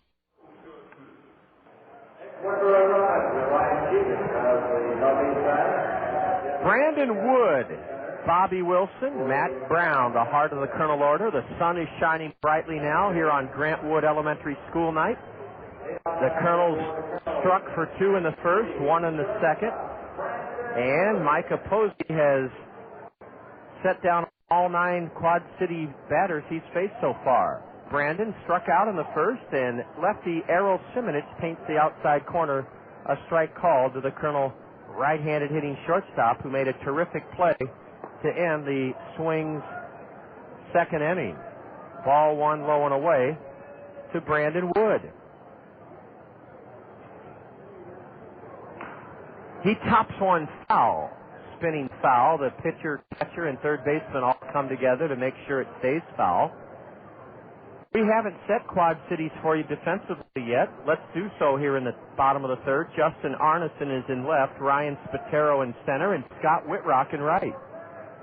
The infield has Omar Burgos at third, J.R. Taylor, the 5'7" shortstop, Ben Petit out of the University of Minnesota at second, and Brock Peterson at first.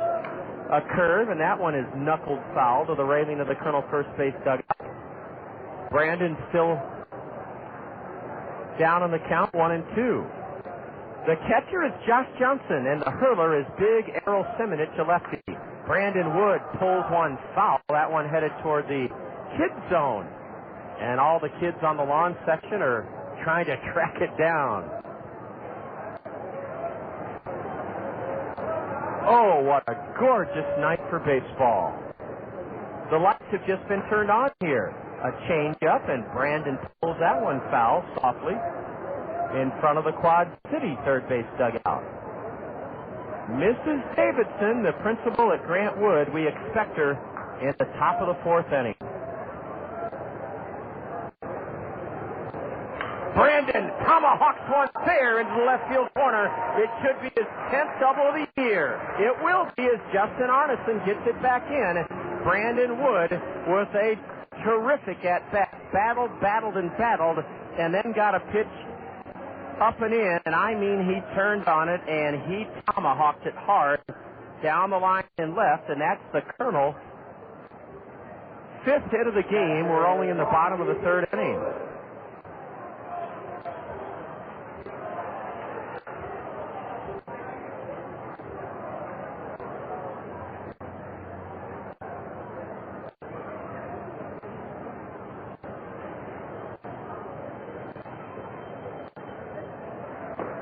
A strike called to Bobby Wilson. Bobby delivered a run home by driving one deep into right.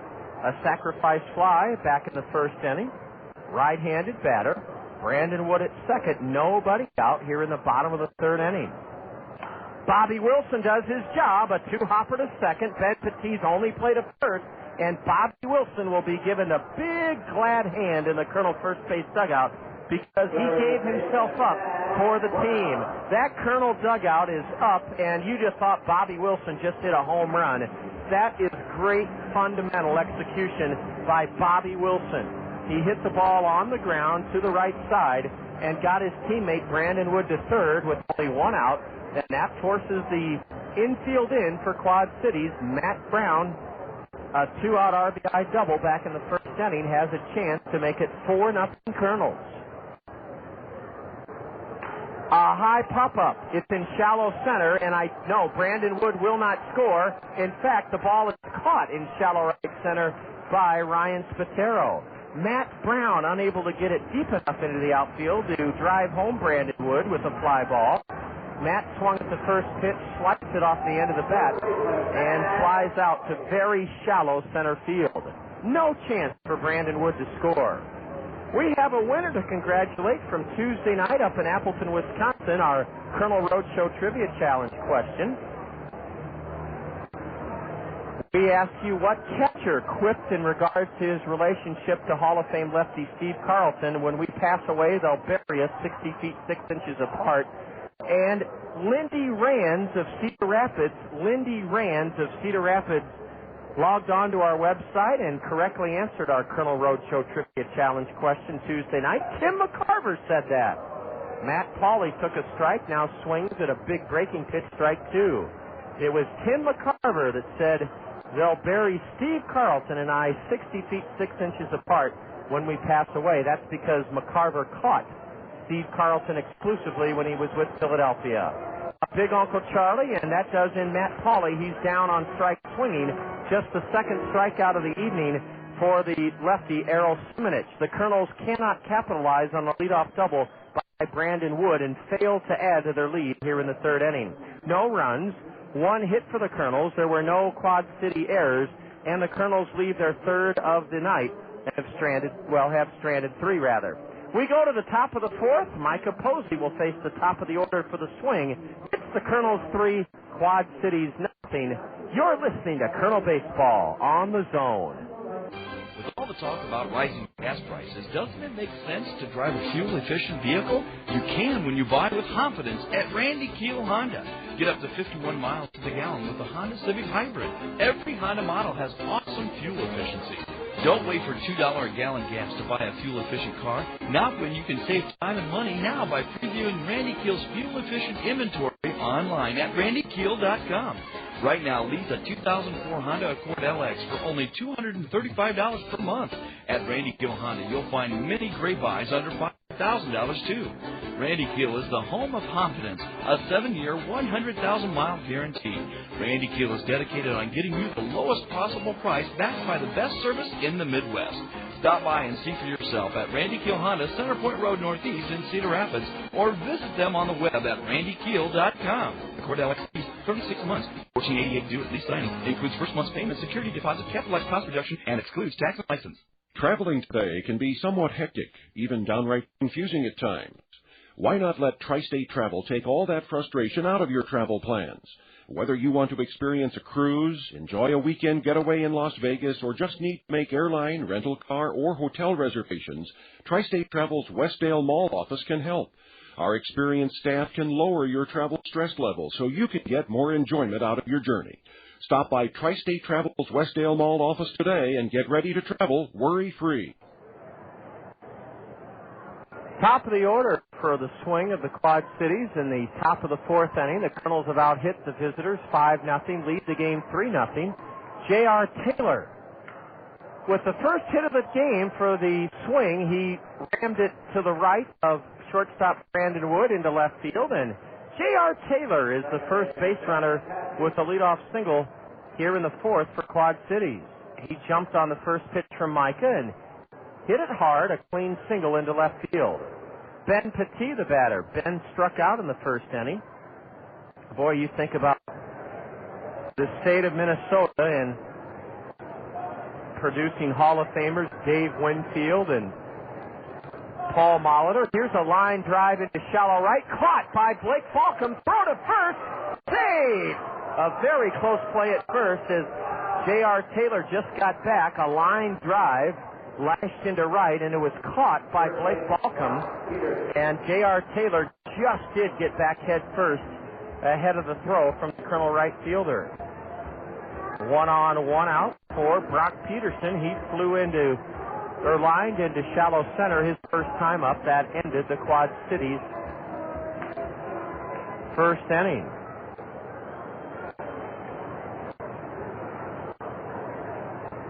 course, when people think of baseball in Minnesota, here's a high fly ball lifted into right. Blake Balcom a few steps to his right and makes the play for the second out of the inning. Brock Peterson, first pitch swinging, flies to right. He's 0 for 2.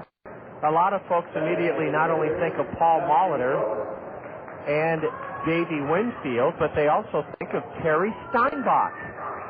Terry Steinbach from New Ulm, Minnesota.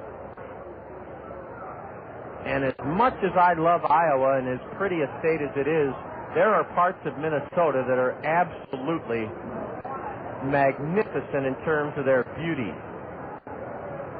But one thing I never got used to living up there 6 years south of the Twin Cities in Northfield, Minnesota, that's where Jesse James and his bank robbers were foiled in one of their bank robbery attempts. They celebrate that every fall, Jesse James Days in Northfield. You have to be very tough because, as one of my colleagues and friends said, Leon Lunder, the athletic director at Carleton College, there are 2 seasons in Minnesota, winter and road construction. And Leon was pretty right about that. 1-1 to Dusty Goldman. He jackhammers one foul, and Scott Sable from TV9 flinched a bit on that one. Scott is here with one of those TV9 cameras shooting the footage of this evening's action for the TV9 Sports about 10:25 this evening. Micah is set just below the chin, and he throws to first. No tag of the base runner by Matt Pauley as J.R. Taylor got back in hand first. Quad Cities has a speedy team just like the Kernels do. They're third in the league in steals. They have 44 stolen bases. They've been caught 16 times. A throw to first, and J.R. Taylor returns safely. Well, so far, no sign of the principal from Grant Wood Elementary, Mrs. Davidson. We're going to try to get a radio contact with her and see if she can come up and join us. She's probably having too much fun with her colleagues and students.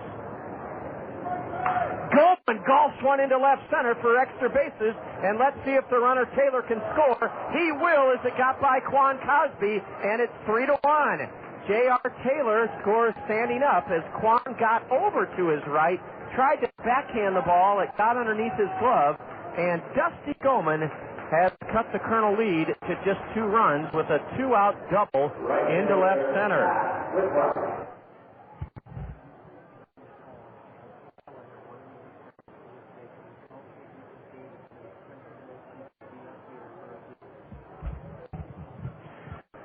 Dusty Goldman is at second base. Quan made a great effort to cut that ball off in left center, but when it got underneath his mitt, Goldman not only reached second base, but J.R. Taylor scored with 2 out all the way from first base. Dusty Goldman is in scoring position.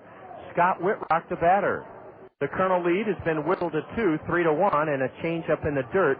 Ball 1 to Scott Whitrock.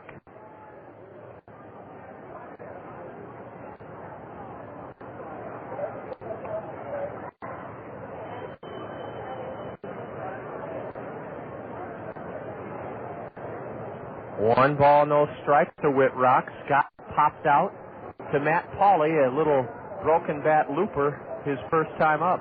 A high drive into shallow right. Blake Balcom 2 steps in, and Blake Balcom retires the side. 3 fly balls to the Colonel right fielder in the 4th by Quad Cities. They strike for 1 run on 2 base hits. There were no Colonel errors, and the swing leaves a man aboard, their first left of this game. After 3.5 innings, it's the Colonels leading Quad Cities 3-1, and you're tuned to Colonel Baseball on the Zone. The road to glory. For one truly exceptional individual, the lure of America's pastime and baseball immortality brought him to Cedar Rapids, Iowa. This is his story. Even though he is a quiet, reserved man, many say he left an indelible mark in Cedar Rapids baseball history. ESPN Radio's Bobby V. They say if he ever does go back, Rob Dibble will end up serving hard time. His work with wayward women inspired teammates and fans alike. ESPN's Mike Golick and Mike Greenberg. I hear Dibble got his first tattoo in Cedar Rapids. That's not the first thing he got in Cedar Rapids. Rude? Maybe.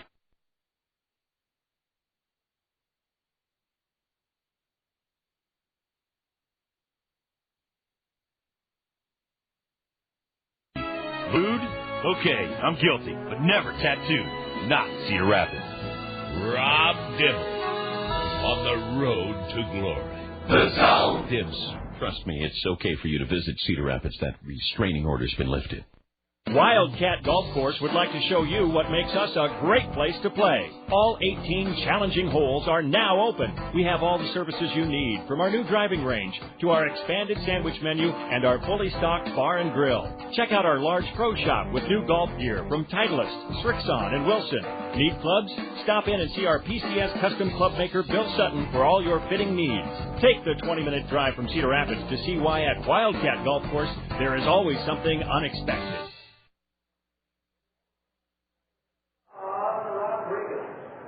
Sean Rodriguez singled, stole second, advanced to third on a ground ball out to the shortstop, and scored on a wild pitch. That was back in the second inning. He single-handedly produced a run. He'll lead off in the bottom of the fourth, 3-1 in favor of the Kernels. A curve downstairs to Sean. He's a right-handed batter, 4 homers, 12 RBIs. Rodriguez has made the coveted Mike Kuhlbeck Who's Hot list. A curve is a strike. Rodriguez has hit safely in 12 of his last 13 games, 19 for 51. He's raised his average from 170 to 269. A Baltimore chop to second. On the second hop, Ben Petit has it and flips to first for the first out of the Colonel fourth inning. Sean Rodriguez bounces to first. Halo happenings, results from around the Anaheim Angel organization last night. You may have seen the game on ESPN at Anaheim Stadium. At Angel Stadium in Anaheim, Casey Kochman 0-for-4, and the Yankees turned back the Angels 4-2. Arkansas shut out Frisco. Former Colonel lefty Jake Woods upped his record to 5-1. Jonathan Rauenhorst pitched a scoreless ninth to earn his 5th save, a former Colonel. And former Colonels Alberto Callaspo, Tommy Murphy, Nick Gourneau, and Dallas McPherson each had 2 hits. A strike to Blake Balcom. Now a pitch high, ball 1. Rancho Cucamonga lost 7-6. Von Sturzbach, who had 5 saves for us earlier this spring, was tagged with the loss. He gave up the winning run in the bottom of the ninth. A strike called to Blake, and it's 1-2. Eric Ibar had 3 hits for the Quakes, including a triple and 2 runs driven in. Mike Napoli had 2 hits and 2 runs driven in. A backdoor curve missed away, and it's 2-2 to Balcom.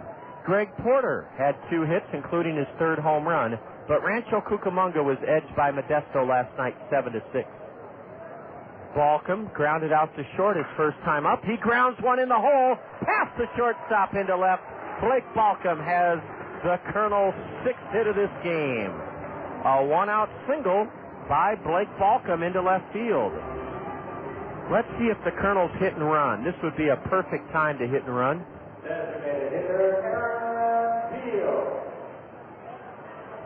AAA Salt Lake has a record of 17-21.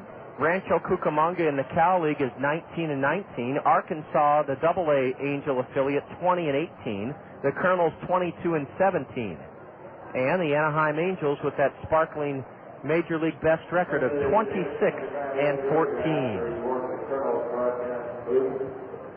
This is David from Grand Woods report to the Colonel broadcast booth. Aaron Peel grounded out to third his first time up. Aaron is hitting .226 with 6 home runs, 12 RBIs, a right-handed batter. Strike 1 called at the knees from the tall lefty, Errol Simonich. Simonitsch. He pitched against us here on April 26th. No decision in a Colonel 5-4 victory. 3-1 Colonels, bottom of the 4th. A check swing by Aaron. He went around, strike 2 on a slider in on his hands.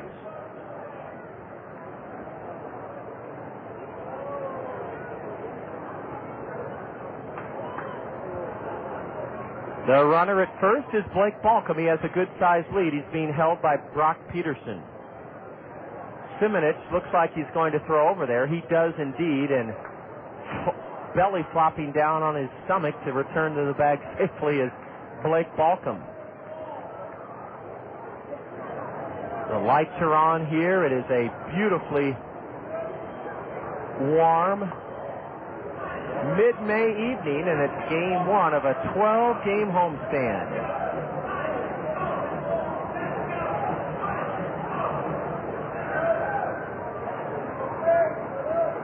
There goes Balcom. A curve high and away. The throw to second. Blake steals it. That's the third Kernels stolen base of this game. And the Kernels are on the fly. Oh, it's good to see the Kernels making the stolen base such a valuable weapon for them this season. So many big league teams play station-to-station baseball. Not Mike Scioscia, not Bill Stoneman, not the Anaheim Angel organization. They play old-fashioned National League baseball where you put pressure on the defense. Aaron Peel just got a piece of one, and he tips it foul at the feet of the catcher, Josh Johnson. There's a fella down below in the first row of the premier seats just to the right of home plate that has a telescopic lens the size of a bazooka. I have never seen a lens that big. I have no idea if he's a professional photographer or not, but he probably took a second mortgage out on his house to afford that camera. I mean, that thing is absolutely huge. Aaron Peel apparently went around on a pitch in the dirt. Strike three. He did go around, and there are two gone in the Kernel fourth inning. Mrs. Thompson? Mrs. Davidson, we paged you, and you have arrived. Thank you so much. Bob Brooks, thank you. Mrs. Davidson is here. And ball one inside to Quan Cosby. Sonia Massey will help Mrs. Davidson get settled in and get her headphones on, and we have eagerly awaited Mrs. Davidson's visit. Quan takes ball two in the dirt.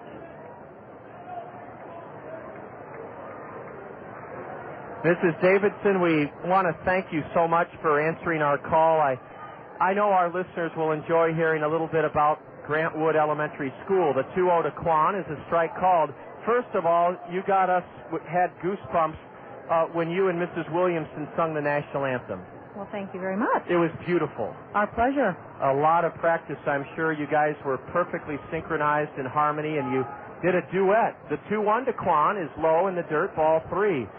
And I know you're relatively new, Mrs. Davidson, to the principalship at Grant Wood, but didn't you rise through the ranks of the school? I did. As a matter of fact, I was the assistant at Grant Wood last year and had the opportunity to take over the helm this year. So it's been a great challenge and a good growing experience for me as well. Well, I'm sure it has been, and if the spirit of your school kids is any indication, you've got a great thing going.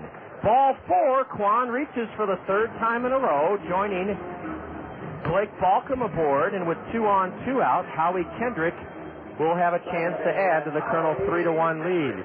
Well, Mrs. Davidson, I am enthralled with that crest on your shirt. That's a Grant Wood crest, and could you explain to our listeners what's on it and what is its significance? Absolutely. Well, on this crest here, first of all, we have a windmill, which is symbolic of the namesake of our school, Grant Wood, the artist. And then next to that, we have the Grant Wood Golden Griffin, which is our mascot. And both those things represented there together make our Grant Wood crest. Okay, and what is a griffin? A griffin is a mythological creature, actually, that has two parts to him. He's part of a lion and also part of an eagle. Oh, wow. What a fierce yet proud creature a griffin must be. Absolutely. Howie Kendrick, a right-handed batter, singled and scored in the Kernel 2-run first. He has 15 RBIs this year, and a curveball is taken for a strike from Errol Simonich. Mrs. Davidson is the principal of Grant Wood Elementary. We visit their school. I believe we have a time etched out for our summer reading program, and we'll double-check our schedule on that, Mrs. Davidson, because we'd love to come over and have you be a part of our reading program. A curve, and it's golf to the shortstop. J.R. Taylor throws to second. Ooh, out! Quan looked safe, but they called him out. Wow. Howie Kendrick forces Quan Cosby, a bang-bang play.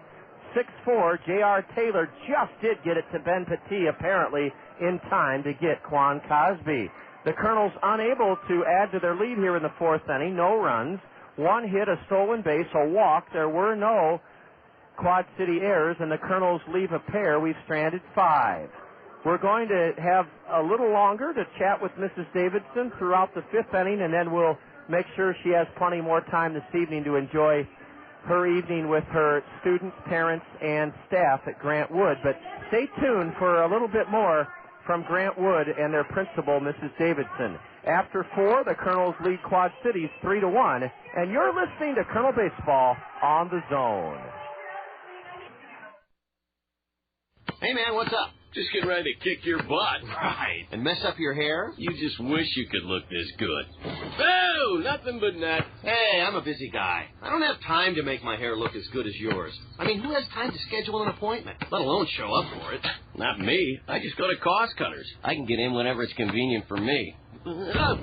Nice shot. Yeah. So you're telling me you just walk into Cost Cutters and come out looking good? Well, for some of us, that comes naturally. But Cost Cutters makes it easier. They can do anything you want. A cool cut, even some color, and get some of that styling gel stuff to keep you looking good. Like me. Oh, so that's why your hair never moves. Oh, you're funny. Cost Cutters. Thanks, man. This will save me some time. Great. Then you'll have time to work on your game. Oh, yeah, that's funny. Are you a busy guy? Save yourself time and walk into one of our area's 12 Cost Cutters whenever it's convenient for you. Then relax, because Cost Cutters will make things easy and affordable for you. Cost Cutters. Live your life. We always have time for your hair. Who cares what's in a hot dog?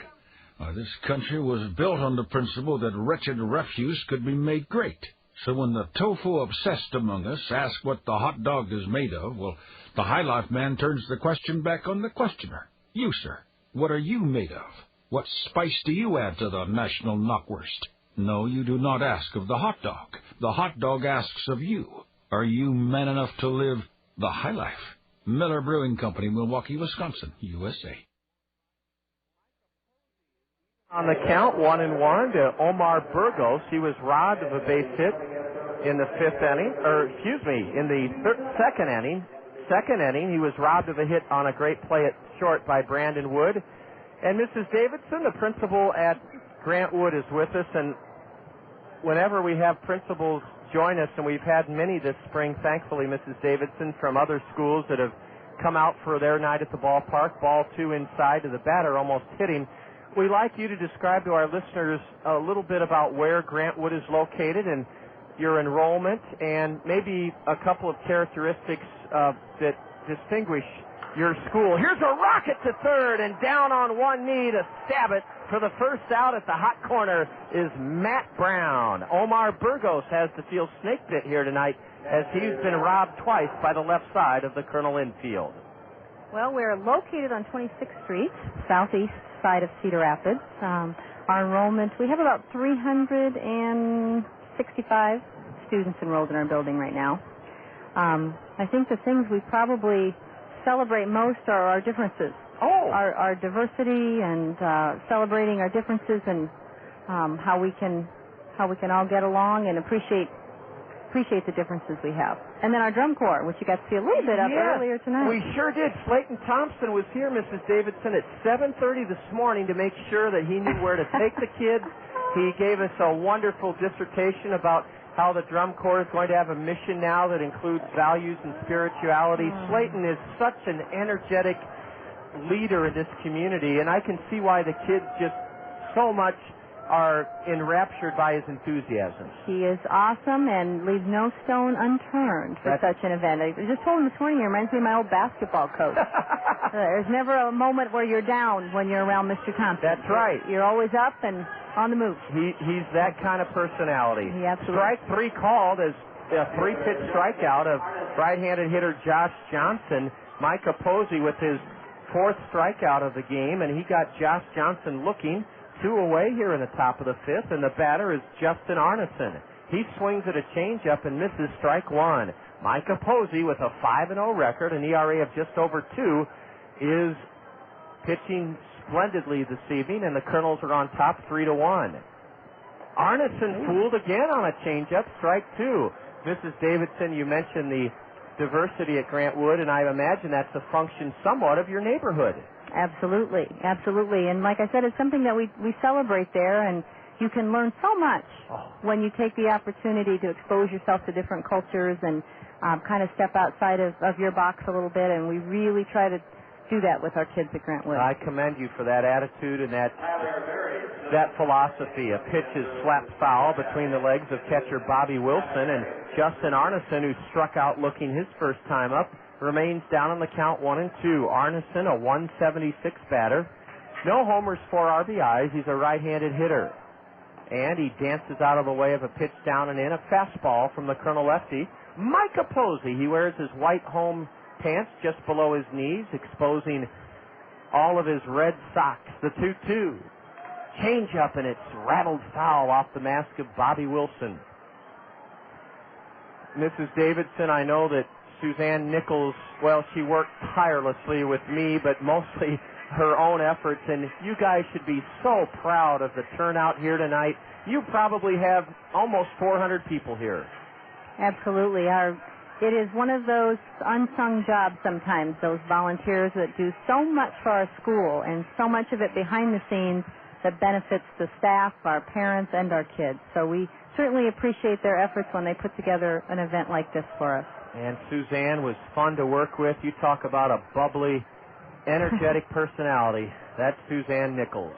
Ball 3 just missed outside to the right-handed batter. The payoff offering. Swing and a miss!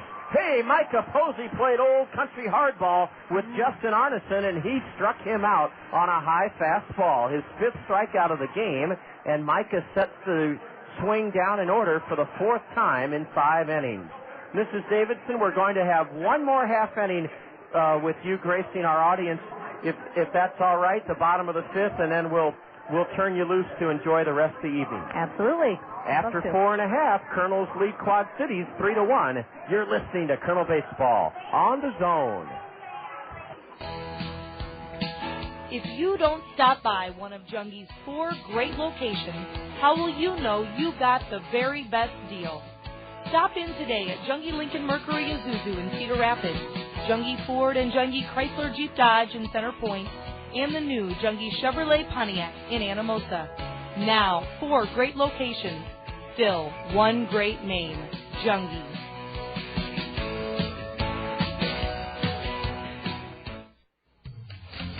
Checking out the classifieds? Yeah, I'm tired of working at dead-end jobs. I want to work for a company that offers opportunity. You know, I just got a job at Access Direct, and they're looking for people like you. Really? What makes Access Direct so different? I'm making $9 an hour, and I'll be getting a 50-cent increase within 6 months. Plus, there's always room for advancement. How about benefits? Access Direct has a full benefit package that includes 401k. And vacations? Access Direct offers 10 days vacation plus holidays. Why am I looking in the classified? Put that paper down. Can we go to Access Direct right now so I can apply? Let's go. Don't settle for just any job. Find your future at Access Direct. You'll enjoy a relaxed, friendly work environment, and you'll work with great people just like yourself. Plus, you'll receive a competitive wage, benefits including 401k, 10 days vacation, and holidays off. Check out Access Direct today, corner of Wiley and Williams Boulevard, and just off the Coralville Strip in Coralville. Brandon Wood has struck out and doubled, a leadoff double in the 3rd. It was squandered by the Kernels. He leads off in the bottom of the 5th, 3-1 Kernels, and a change-up blow from lefty Errol Simonich. Well, if it sounds like Mrs. Davidson, the principal of Grant Wood, is a natural, it's because she is. She told us between innings a change-up, a swing, and a miss. Mrs. Davidson, you've enjoyed looking at a career in broadcasting. Well, absolutely. At one point, I considered a broadcasting career, and so I never quite made that area, but I do a lot of singing and different types of things that I get to put myself behind the microphone every now and then. So, and then I've got a very good friend, Karen Schulte, who does some broadcasting in town. You know, for Channel 2. Oh my goodness, Mrs. Davidson, I got to play tennis with Karen. This has been 5 or 6 years ago, and she whooped me pretty good, but we had a great time. And I admire Karen so much as a person, an athlete, an air talent, and I didn't know you knew Karen. Absolutely. We go way back. Well, that is so neat. She knows that I have the utmost respect and admiration for her. I just don't get to see her too often because we're both so busy. Brandon Wood on a 3-1 pitch hammers it foul high up into the backstop. The count full. The Kernels have out-hit Quad City 6-2, lead the game 3-1. Our Springhouse Family Restaurant baseball trivia question will come your way in the top of the 6th inning, so stay tuned for that great feature of our broadcast. The payoff pitch to Brandon smoked over the pitcher's head. In fact, he knocked his hat off, and Brandon Wood is 2 for 3. I think Simonich actually knocked his own cap off with a swiping effort at that line drive, hit right over his head into center field. And for the 4th time, let's see, 1, 2, 3. For the 4th time in 5 innings, the Kernels have their leadoff man aboard. Mrs. Davidson, you're from, as far as Iowa is concerned, the baseball capital of Iowa. Absolutely. I've attended a few games over the years, to say the least. If you grow up in Norway, Iowa, you know baseball. That's right. In fact, your placard, my mom, and here's a drive into right center by Bobby Wilson. That's another hit for Bobby. Brandon Wood, without hesitating, flies to third. It's 1st and 3rd, nobody out. Oh, Bobby Wilson's had quite a night. A sacrifice fly in the 1st. He advanced Brandon Wood to 3rd after his double with a ground ball out in the 3rd inning. Bobby jumped all over the 1st pitch and lashed it into right center.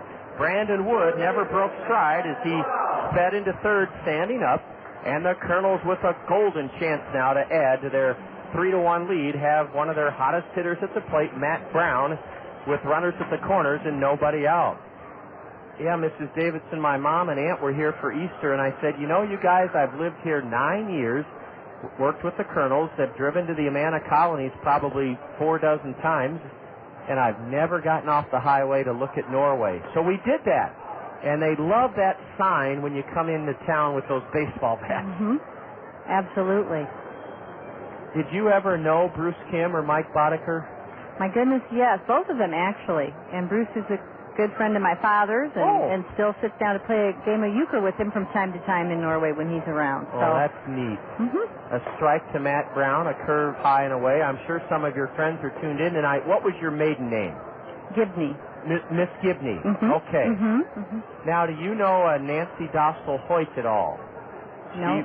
She works at Mercy Fitness Center. She's from the Amana colonies, and I'm not sure. Her kids, I think, go to Clear Creek rather than Benton Community. Here's a high drive into left center that'll score a run. Brandon Wood will tag as Spatero catches it, and Brandon Wood scores standing up on a sacrifice fly by Matt Brown. It's 4-1 Kernels here in the bottom of the 5th inning.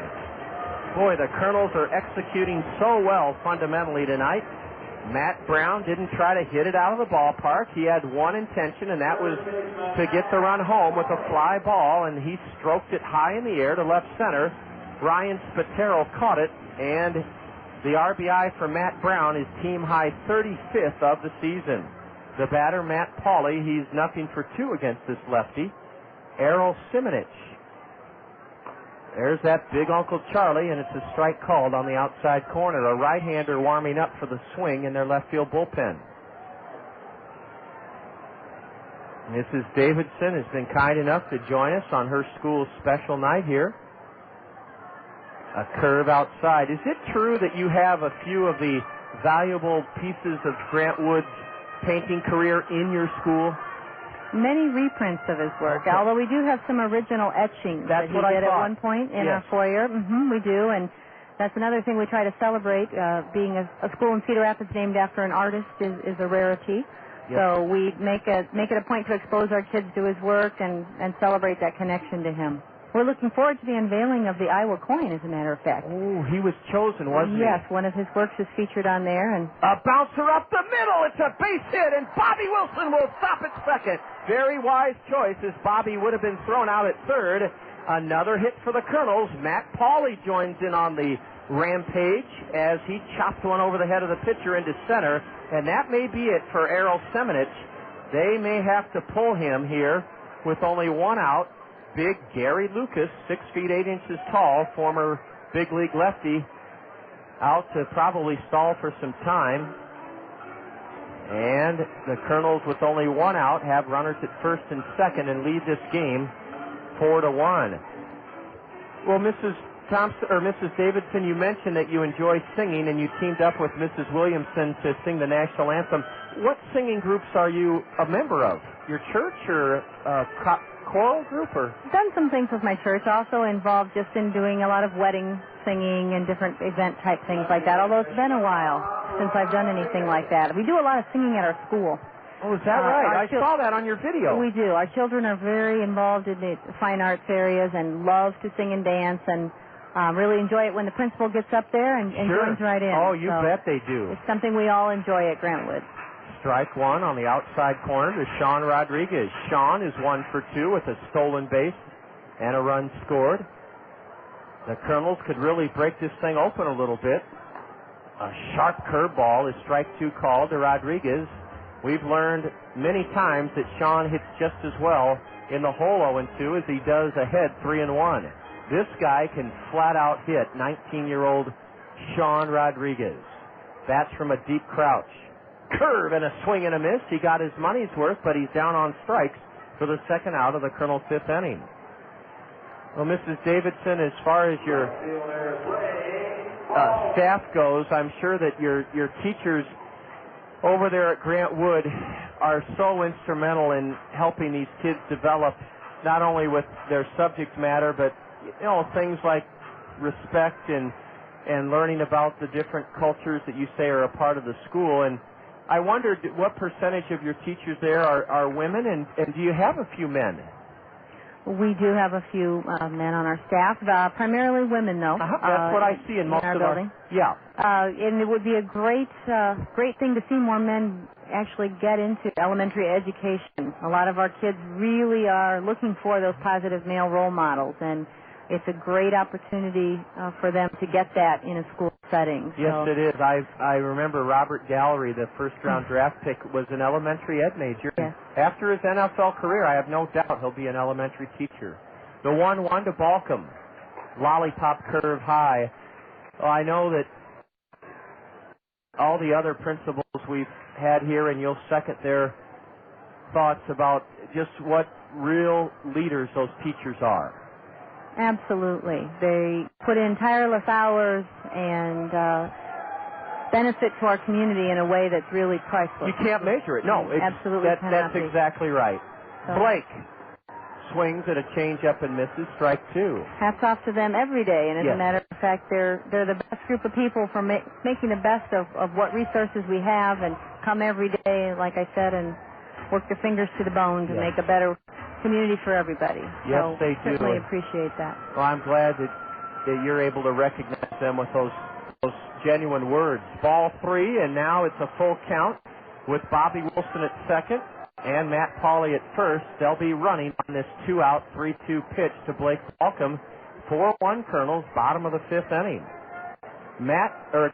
Aaron Peel's on deck. Let's see if the lefty will give Blake Balcom anything to hit. There go the runners. Ball 4 low, and that may be it for the left-hander. Let's see if he's allowed to pitch to Aaron Peel, or if we're going to have a pitching change here in this bottom of the 5th inning. I'm surprised we don't see Kevin Bowles, the 29-year-old skipper, the youngest manager in the Midwest League. He's leaving Simonich in there, and that surprises me a little bit because Errol looks like he may be running on fumes right now. But his manager knows him much better than we do. I'm sure he's making the wise and best choice. Here's a little looper into right to end the inning. Scott Whitrock has it. Aaron Peel, first pitch swinging, flies to right. 1 run for the Kernels in the 5th on 3 base hits, a walk. There were no Quad City errors. The Kernels leave the bases loaded, have stranded 8.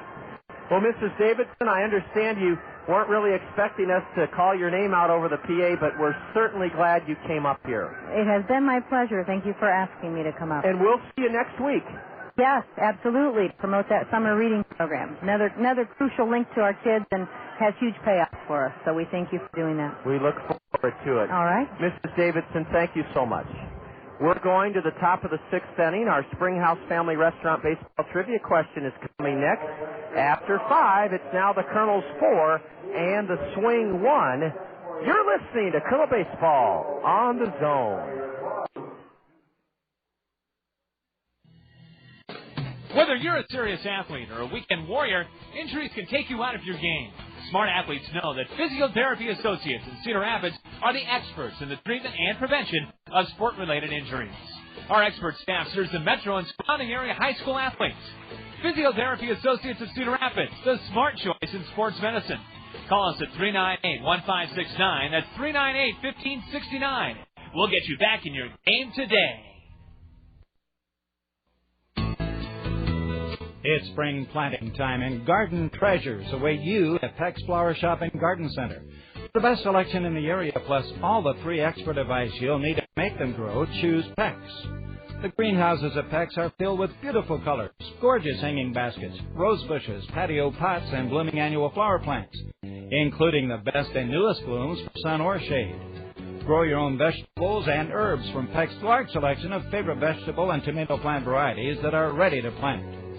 Peck's also has hundreds of varieties of hardy perennial plants, plus acres of trees, shrubs, and evergreens for landscapes. Contact Peck's for an estimate on your landscape project. Visit Peck's Flower Shop and Garden Center, where their knowledgeable staff is ready to answer plant and gardening questions. Peck's, growing garden treasures since 1956, at the corner of Blair's Ferry and Edgewood Roads Northeast. Here we go to the top of the 6th inning, and it's 4-1 Kernels. They've out-hit Quad Cities 9-2 and have stranded 8 men, and lefty Micah Posey misses up and into Ryan Spatero, left-handed batter, number 9 hitter. He bounced out to Matt Brown at third, his first time up.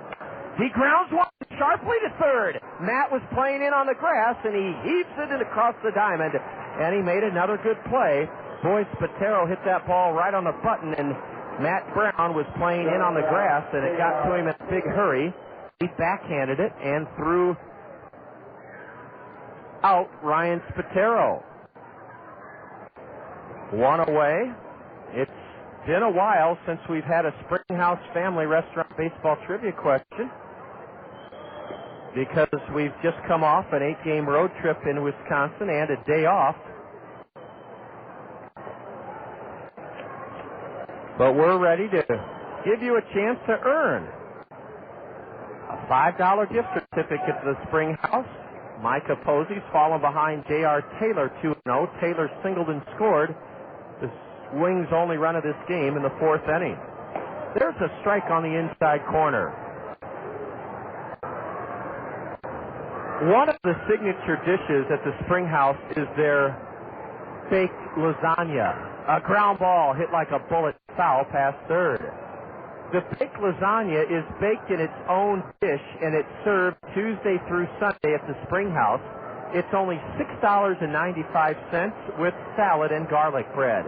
Doesn't that sound great? The 2-2. A curve jackhammered into left for another hit. J.R. Taylor is 2 for 3. And with 1 on, 1 out, Ben Petit comes to the plate. $6.95. Baked lasagna, baked in its own dish, served with salad and garlic bread, Tuesday through Sunday at the Springhouse. If you've been one of our 20 previous Springhouse Family Restaurant baseball trivia question winners, that's great. You've already enjoyed a $5 meal at the Springhouse, or a certificate for $5 good towards a meal. Don't call in this evening if you've been one of our 20 previous winners. And our Springhouse Family baseball trivia question, our Springhouse Family Restaurant baseball trivia question, has to do with the parent club of these Quad City Swing, the Minnesota Twins. J.R. Taylor has drawn a couple of throws, and he's gotten back safely to first base. Ben Petit has struck out and lined to right. Micah set from the letter.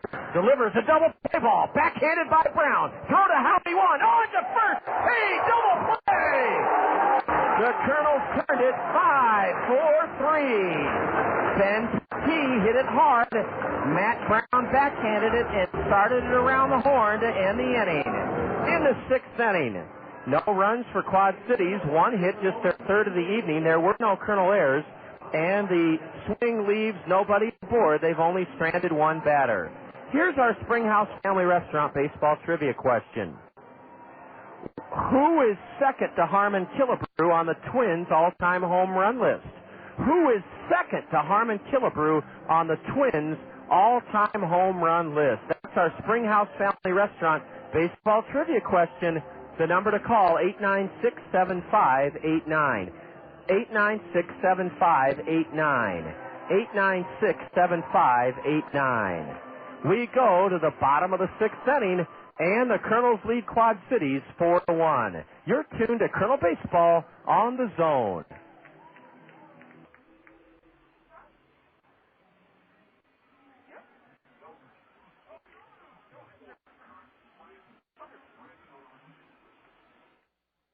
Saturday morning.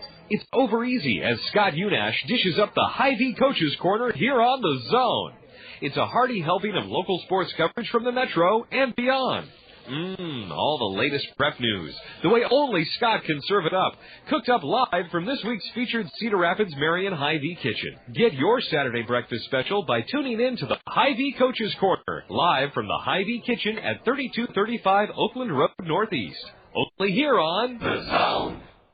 Wildcat Golf Course would like to show you what makes us a great place to play. All 18 challenging holes are now open. We have all the services you need, from our new driving range to our expanded sandwich menu and our fully stocked bar and grill. Check out our large pro shop with new golf gear from Titleist, Srixon, and Wilson.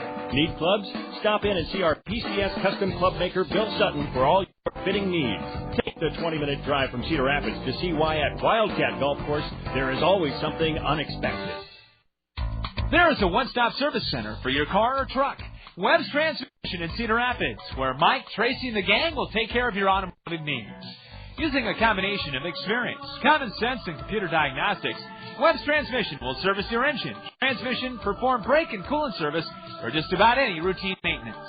And now, Webb's Transmission offers injector cleaning. Webb's Transmission at the corner of J Street and 36th Avenue Southwest in Cedar Rapids. A new hurler has come on for Quad Cities as we go to the bottom of the sixth inning. Quan Cosby, Quan Cosby, the top of the Kernel order. He's singled, stolen second, scored. He's walked twice. He's batting left-handed for the first time tonight. Swing and a miss by Quan. The new pitcher for Quad Cities, a right-hander, Eric Brandon. After at least 12 guesses of Kirby Puckett, we have a winner in our Springhouse Family Restaurant baseball trivia question. We'll give you the details here in a moment. Remember, lasagna baked in its own dish, served Tuesday through Sunday, includes salad and garlic bread for just $6.95 at the Springhouse. Our Springhouse Family Restaurant baseball trivia question asks, who is second to Harmon Killebrew on the Twins' all-time home run list? And as I said, we had at least a dozen calls that guessed Kirby Puckett. He's a Hall of Famer, but he's not second on the Twins' all-time home run list to Harmon Killebrew. Kent Herbeck is. Kent, a native Minnesotan from Bloomington, a south suburb of the Twin Cities. Kent Herbeck with 293 career home runs, second only to Harmon Killebrew with 559. Joe Drozal, a bouncer to second, and charging is Ben Petit, and he throws just in time. Quan Cosby is retired for the first time tonight as he grounds out to second. Joe Drozal from 509 21st Street Northeast, our Springhouse Family Restaurant baseball trivia question. Joe, congratulations. We'll be sending you that gift certificate to the Springhouse by virtue of you identifying Kent Herbeck. A ground ball, or a line shot rather, to the third baseman, and going down into a catching position to Spirit was Omar Burgos. Howie Kendrick lines out to third. 2 away here in the sixth inning. The final line on the departed starter, Errol Simonich. 5 innings pitched. He allowed 4 runs, all earned on 9 hits. He struck out 4. He walked 3. And the new pitcher for Quad Cities is Eric Brandon. Ball 1 missed outside to Brandon, or a strike rather, on the outside corner to Brandon Wood. Brandon is trying to do something that the starter Simonich could not accomplish, and that is retire the Kernels in order for the first time tonight. Brandon Wood, 2 for 3. Lifts one into straightaway center. Going back into deeper center field to make the grab is Ryan Spatero. Brandon Wood hoisted one into center, and the top 3 in the Kernel order go in order against right-hander Eric Brandon in the bottom of the 6th inning. After 6, it's the Kernels leading Quad Cities 4-1, and you're tuned to Kernel Baseball on the Zone. Kernels fans, your Cedar Rapids Taco Bell restaurants have something new for you to cheer about this season. A Taco Bell 10 spot. When the Kernels score 10 or more runs in any game this season, you'll score beef tacos for just 39 cents the very next day at any Cedar Rapids Taco Bell. That's a savings of 50 cents per taco, limit 10 per customer. Remember, when the Kernels put up a Taco Bell 10 spot by plating 10 or more runs in any game, you get up to 10 39-cent beef tacos the very next day at any Cedar Rapids Taco Bell. So Mexico, her voice soars above a sweet Spanish guitar. And I got it like Dr. Pepper. Originality made her a star. The taste of Dr. Pepper, the taste of originality, the root individuality, and gives life a personality. Be you, do what you do. Be you, nothing better, nothing better. And then you found a stage, a child came of age with a song of passion from the heart, and everyone could tell Ana Gabrielle was an original from the start. The taste of Dr. Pepper, the taste of originality, the roots individuality, and gives life a personality. You do what you do. Be you, nothing better, nothing better. Be you, do what you do. Be you, nothing better, Dr. Pepper.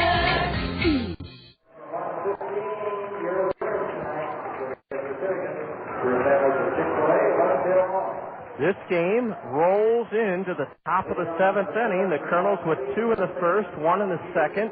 Quad City scored their only run so far against lefty Micah Posey in the 4th to make it 3-1. The Kernels answered with a run in the bottom of the 5th to make it 4-1. And moving Brock Peterson off the dish with the pitch low and in, Micah Posey, ball 1. Peterson, Goldman, Whitrock, the heart of the order for the swing. Here in the top of the 7th, ball 2 low and away to Brock Peterson. Eric Brandon, a right-hander, took over for the starter Errol Simonich, a lefty, and he retired the Kernels in order for the first time in the bottom of the 6th inning. Ball 3, high and outside from Micah Posey.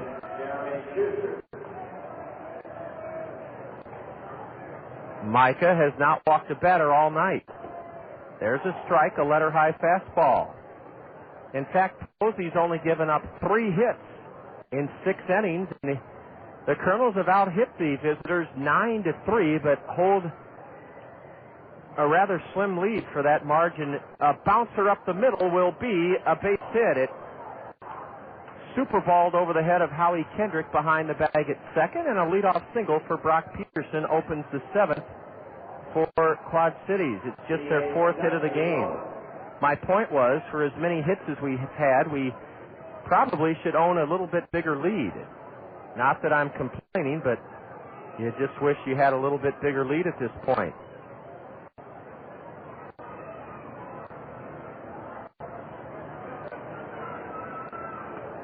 Swing and a miss by Dusty Goldman. Strike 1. The Kernels have turned a double play tonight. They did so in the 6th inning to end the inning. Goldman, a right-handed hitter. A broken bat looper into left for a base hit. The business end of the bat winds up halfway up the third baseline in fair ground, and now the swing have a great chance to climb right back into this game. They're only down 4-1. Dusty Goldman broke his bat and was strong enough to lift it over the head of Brandon Wood, and that brings out Kernel pitching coach Eric Bennett. We do have a right-hander in the Kernel bullpen. And that appears to be Aaron Pullen. Aaron Pullen is warming up for the Kernels in their right field bullpen. State Farm Major League Scoreboard, brought to you by State Farm Insurance Agents Al Shetler, Dale Thompson, Gary Shubat, and Lanny Peterson. In 10 innings, the Giants whipped the Cubs at Wrigley 5-3. At Chase Stadium this afternoon, the Cardinals trounced the Mets 11-4. A final from San Juan, Puerto Rico. Milwaukee 3, the Expos 2. They're in the top of the 7th in Miami, and Houston trails the Marlins 5-2. Bottom of the 7th in Philadelphia, the Phils 4, Los Angeles nothing. Pittsburgh 8, the Padres 7. That's in the top of the 7th at PNC Park. At Great America Ballpark in Cincinnati, well, that's over, apparently. The Reds have beaten Colorado 3-1. And Arizona at Atlanta, the Braves are on top 5-0 in the top of the 6th inning. We'll get to the American League in just a moment. In on the grass at third is Matt Brown. Scott Whitrock may be bunting here in the 7th inning. He's not bunting, and a strike on the outside corner from Micah Posey, a changeup to the right-handed hitter. This afternoon in Oakland, the Athletics shaded Detroit 3-2. At Tropicana Field, the Devil Rays on top of Boston 7-4. 7-4, Tampa Bay leads Boston.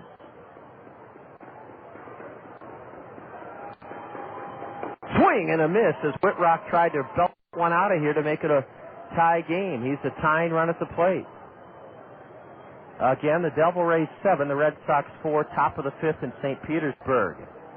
Texas is ahead of Kansas City at the ballpark in Arlington. They're in the bottom of the 3rd, 5-2 Rangers.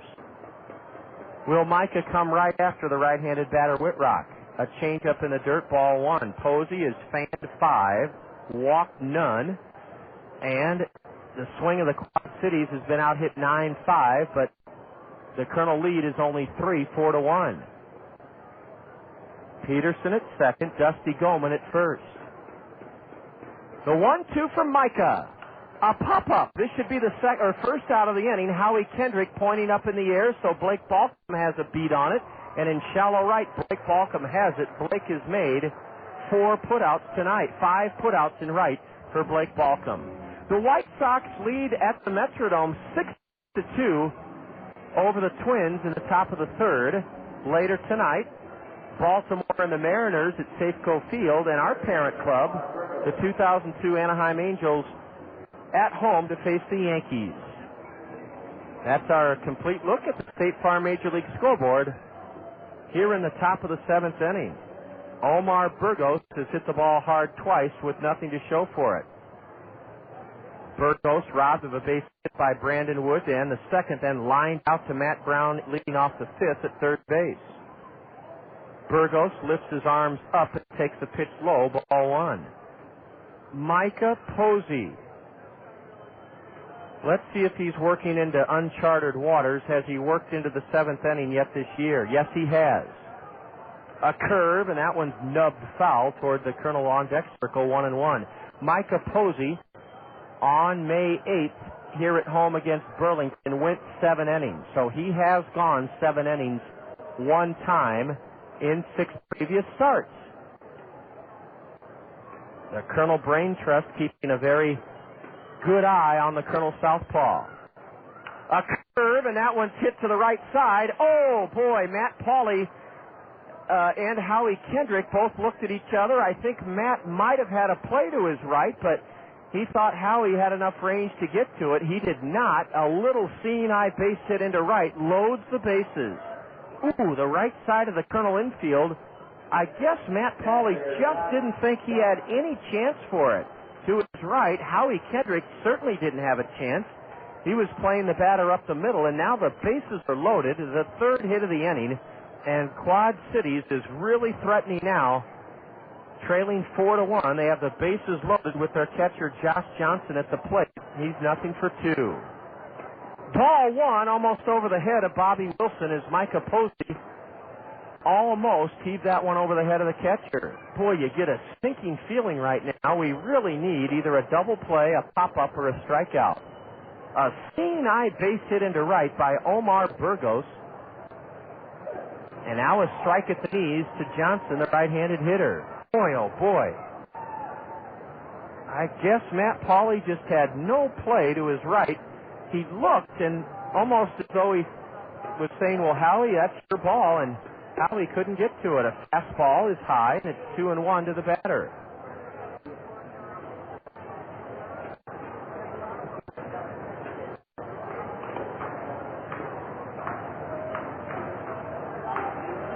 The swing of the Quad Cities is trying to make this a real close game. A fastball, high and in, ball 3.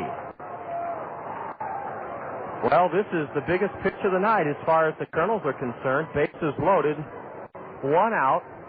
Quad Cities threatening with the batter ahead, 3-1, Josh Johnson. Swing and a miss, strike 2. Johnson chased a pitch that ran away from him. Josh, a 21-year-old catcher from Ridgeway, Pennsylvania, a 25th round pick by Minnesota in 2001. Here's the payoff pitch, and it's driven foul way up onto the Papa John's Plaza down the right field line.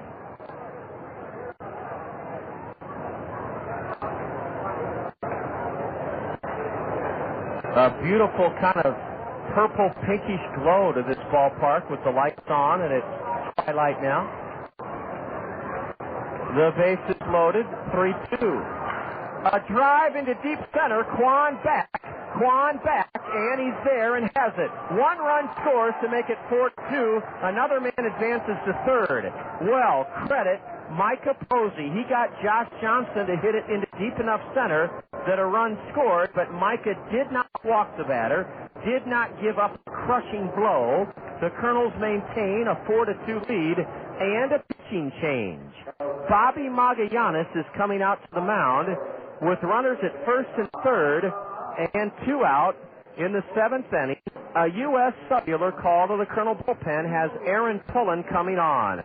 Micah Posey deserves a huge round of applause. The lefty went 6 2/3. So far, he's surrendered 2 runs on only 6 hits. Micah gets that well-deserved round of applause. Posey fanned 5, and he walked none. Aaron Pullen, a right-hander, is on the hill now, and Aaron Pullen is coming on with runners at first and third, 2 away, here in the top of the 7th inning. Aaron has a 3-1 record, a 6.97 ERA. He's pitching for the 12th time out of the Kernel bullpen. In 20 2/3, he's given up 24 hits. In 20 2/3, he's fanned 17, walked 9, the league hitting .289 against Aaron Pullen. Remember, coming up on this homestand as part of all the fun, we have a special giveaway night, Tuesday, May 25th. The Futon Connection will be giving away 1,000 miniature playground balls to the first 1,000 of you Kernel fans entering the stadium. Get to the ballpark early this Tuesday, the 25th. The Futon Connection will be giving away 1,000 Kernel logo playground balls. The gates open at 5:30 for a 6:30 start. That's this Tuesday, May 25th. Let's see when Aaron Pullen last worked. He last pitched Saturday, and we were up in Appleton, Wisconsin. Pullen worked an inning and 2/3, gave up 2 runs on 2 hits. It was a 2-run homer by Vladimir Ballantyne. In the 7th inning, he struck out 2 in 1 2/3, walked 2, and he pitched in a Kernel 8-2 throttling of the Wisconsin Timber Rattlers. Aaron Pullen on in relief of the starter. Micah Posey. Justin Arneson struck out twice against Posey. Arneson, a left-handed batter, will face right-hander Aaron Pullen, 6'3", 200 pounds, signed as a free agent by the Angels out of Texas Arlington. First and third, 2 away. A ground ball base hit into right makes it a 4-3 game. The tying run stops at second. That run is charged to Micah Posey, and the left-handed batter sunk his teeth into the first pitch from Aaron Pullen and grounded it sharply through the hole of the right side of the Kernel infield. That's 4 hits in the inning for the Swing, and they have swung right back into this game, trailing now just 4-3. And the tying run at second in Omar Burgos. So Aaron Pullen got a ground ball, but unfortunately it went through the right side of the infield. No chance for Matt Pauley or Howie Kendrick. And now Ryan Spatero, the batter. It's caught up to us, the fact that we've left 8 men on base tonight. There's a line drive into center to tie the game. I think Quan Cosby a throw over the catcher's head, and it's 4-4. It's 4-4. The Kernels have let the lead slip away. It's 4-4. Ryan Spatero with the 5th hit of the inning. Lined it into center field. Poor Aaron Pullen is shell-shocked. He doesn't know what's hit him. Omar Burgos scored as Quan had too much on his throw home over the head of Bobby Wilson. That allowed Justin Arneson to go from first to third. Pullen backed up the play, but the batter went to second, and now Quad Cities could take the lead. Now the Swing could take the lead. I'm surprised they haven't charged Quan Cosby with a throwing error, because his high throw over the head of the catcher allowed Ryan Spatero to go to second base. But perhaps Al Gruel is figuring that had the throw been on line, the runner would have gone to second anyway because it wasn't cut off. So Al Gruel is right in his thinking, not assessing an error to Quan Cosby. Now we're in a heap of trouble. Now we are in hot, hot water. 4-4 the score, and the go-ahead run at third, another man at second. Aaron Pullen has given up a pair of singles. Unfortunately, Micah Posey cannot win this game. Can you imagine that? He pitched his heart out, and he cannot win this game tonight. That is a true crime. Strike one called to J.R. Taylor, switch hitter. Swing and a miss, strike 2. I never dreamed that we'd be tied in the top of the 7th inning, 4-4. But Quad Cities has 6 singles, or check that, 5 singles, and the 8th man to bat in their 3-run inning is J.R. Taylor. He's in the hole 0-2, and he slaps one off the end of the bat foul onto the lawn section.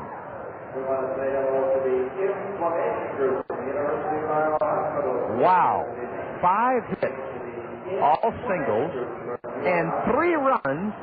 Micah Posey cannot win this game, even though he gave up just 6 hits and struck out 5 and walked none in 6 2/3. Aaron Pullen fires high, ball 1. Before Aaron even got settled in, there were 2 hits off of him, and both of them brought home runs. But the 2 runs were charged to Micah Posey. Ball 2 down and in to the switch hitter J.R. Taylor. Ooh, my goodness. You've got to be able to protect leads at home, and the Kernels just haven't done it with quite enough pride, or not pride, but effectiveness. A bouncer foul outside of first. And we've said all along that middle relief pitching is where we need to really try to shore up our effectiveness.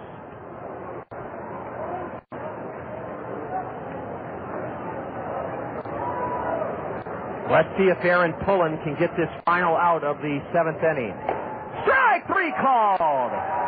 Hey, we're out of the inning. 8 men come to the plate, and Quad Cities ties the game. 3 runs on 5 hits. No Kernel errors. The Swing leave 2 men aboard.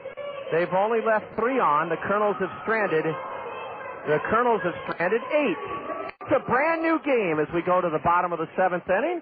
Kernels 4, Quad Cities 4. You're listening to Kernel Baseball on the Zone. Hey, man, what's up? Just getting ready to kick your butt. Right. And mess up your hair? You just wish you could look this good. No, nothing but that. Hey, I'm a busy guy. I don't have time to make my hair look as good as yours. I mean, who has time to schedule an appointment, let alone show up for it? Not me. I just go to Cost Cutters. I can get in whenever it's convenient for me. Nice shot. Yeah. So you're telling me you just walk into Cost Cutters and come out looking good? Well, for some of us, that comes naturally. But Cost Cutters makes it easier. They can do anything you want. A cool cut, even some color, and get some of that styling gel stuff to keep you looking good. Like me. Oh, so that's why your hair never moves. Oh, you're funny. Cost Cutters. Thanks, man. This will save me some time. Great. Then you'll have time to work on your game. Oh, yeah, that's funny. Are you a busy guy? Save yourself time and walk into one of our area's 12 Cost Cutters whenever it's convenient for you. Then relax, because Cost Cutters will make things easy and affordable for you. Cost Cutters. Live your life. We always have time for your hair. Dick Ramsey is the #1 home seller for the #1 real estate company, Skelman Realty. That means when you're marketing your home for sale or searching for the ideal home to buy, Dick Ramsey's Home Team will get you the result you deserve. Dick Ramsey's Home Team has the best deal going. Buy one of their homes, and Ramsey will buy yours. That's the winning edge Dick Ramsey's Home Team will deliver to you. Dick Ramsey, the #1 home seller for the #1 real estate company, Skelman Realty. Micah Posey, 6 2/3, 4 runs, all earned on 6 hits. He fanned 5. He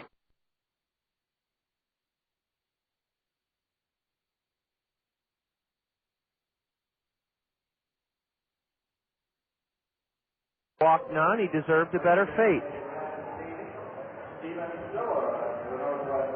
But credit Aaron Pullen. After the first 2 men swung at his first pitches and singled, he prevented Quad Cities from taking the lead. Eric Brandon retired the side in order in the bottom of the 6th inning. Bobby Wilson lays off a pitch high and away. Ball 1 from the right-hander, Brandon, in relief of starter Errol Simonich. Wilson fouls one back into the screen. Strike 1. Eric Brandon is 23 years old. He's from Auburn. What a wonderful number to report. 1,914 here tonight. Strike 2 called at the knees. Bobby didn't like the call by plate umpire Mark Ripperger. Oh, the Kernels have stranded 8 men tonight, and that's been the difference in the game. 4-4 the score. Quad Cities has only left 3 aboard. Bobby hammers one foul to the base of the backstop. Eric Brandon, 3-2 on the year, out of the bullpen for the 10th time for the swing, a 4.15 ERA. In 13 innings, he's given up 15 hits. He's fanned 15 batters in 13 innings, walked only 5, so control is one of his best strengths. Bobby Wilson fouls another one back, and it's still 1-2 to the Colonel catcher.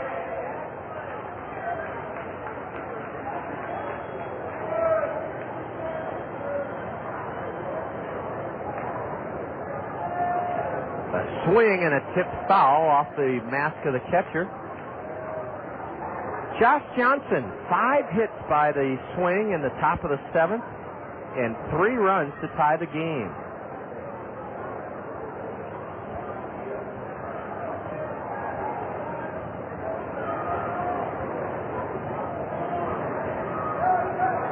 Bobby rips one into right center. Another hit for Bobby Wilson.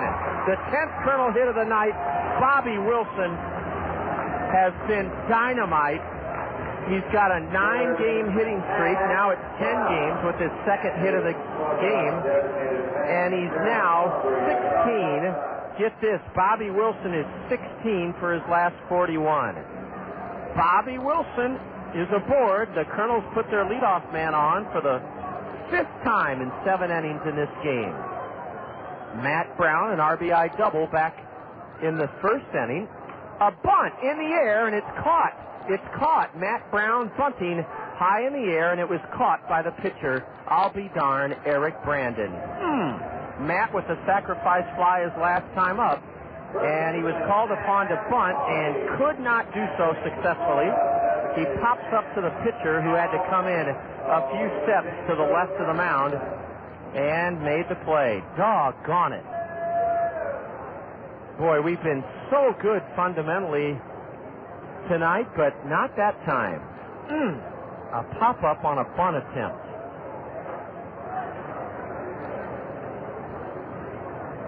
Matt Pauley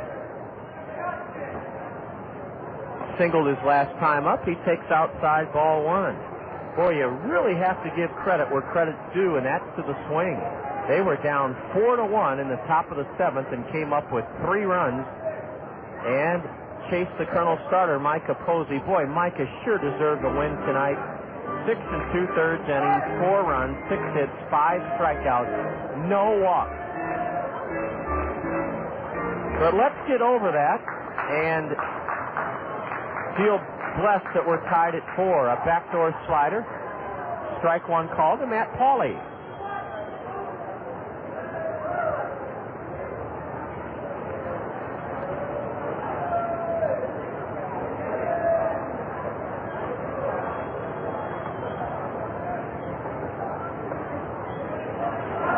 Bobby Wilson, a short lead. Pauley lifts one down the line and left near the Randy Keel Confidence Picnic Pavilion and out of the reach of the left fielder Justin Arneson. Here in the bottom of the 7th inning,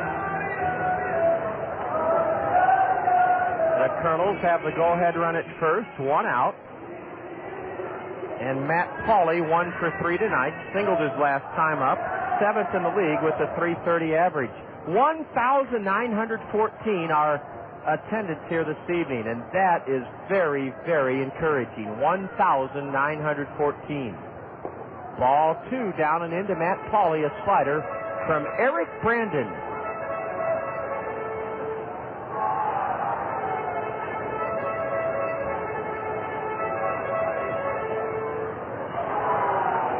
Is Bobby Wilson running? No. Ball 3 downstairs to the Colonel left-handed slugger, Matt Pauley. 3 homers, 23 RBIs, a .330 hitter. Now with the count full, will Bobby Wilson be running? Yes! A shot to second, throw to second, out, throw to first, wild throw, and Matt Pauley will go to second base.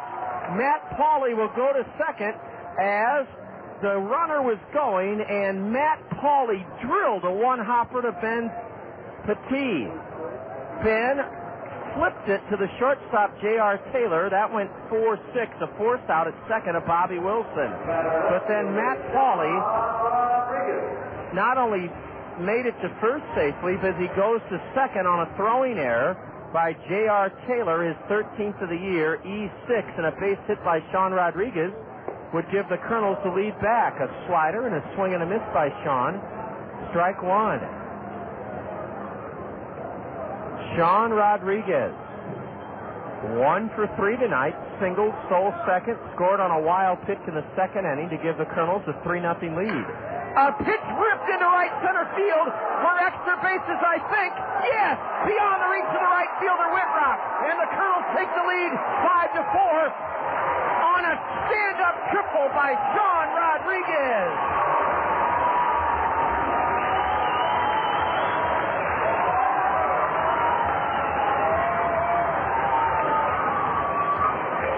Sean Rodriguez drilled one high and deep into right center.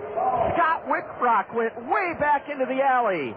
I think got a piece of it in front of to the left of the 390 mark, and racing home from second to make it 5-4 Colonels, Matt Pauley. Remember, he got to second on a throwing error by J.R. Taylor. And now a conference on the hill. Gary Lucas, the pitching coach, coming out to talk to Eric Brandon.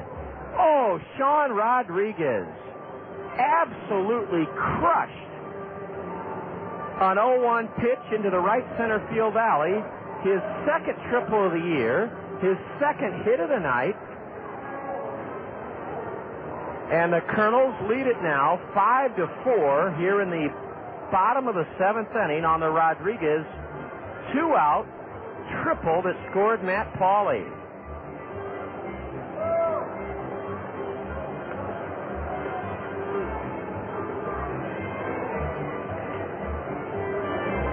Gary Lucas, the 6'8" former big leaguer, trots off the mound towards the third base swing dugout. And now Blake Balcom in a key spot. The Colonels have been so good coming up with 2-out clutch hits this entire spring. And Blake Balcom will try to score Sean Rodriguez from third. Ball one is low to Blake. Balcom has grounded to short, singled, and walked. Ooh, he took a vicious cut at a curveball and fouled it straight back.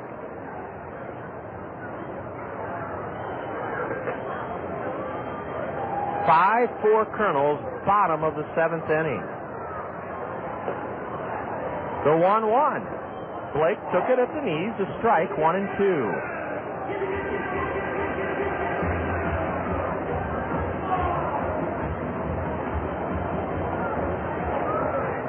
Sean Rodriguez at third, the 1-2 from Brandon. Low and away, a slider. Rodriguez scored earlier in this game, back in the second against starter Errol Simonich on a wild pitch. And it took a good stop by Josh Johnson, the catcher, to prevent a similar occurrence here in the 7th. Blake, a right-handed batter. Swings and misses, strike 3. And in the 7th for the Kernels, 1 run on 2 base hits. One big Quad City error, their second of the game. The Kernels leave a runner and have stranded 9. We go to the top of the 8th inning. The Kernels have regained the lead, 5-4 over the Swing, and you're tuned to Kernel Baseball on the Zone.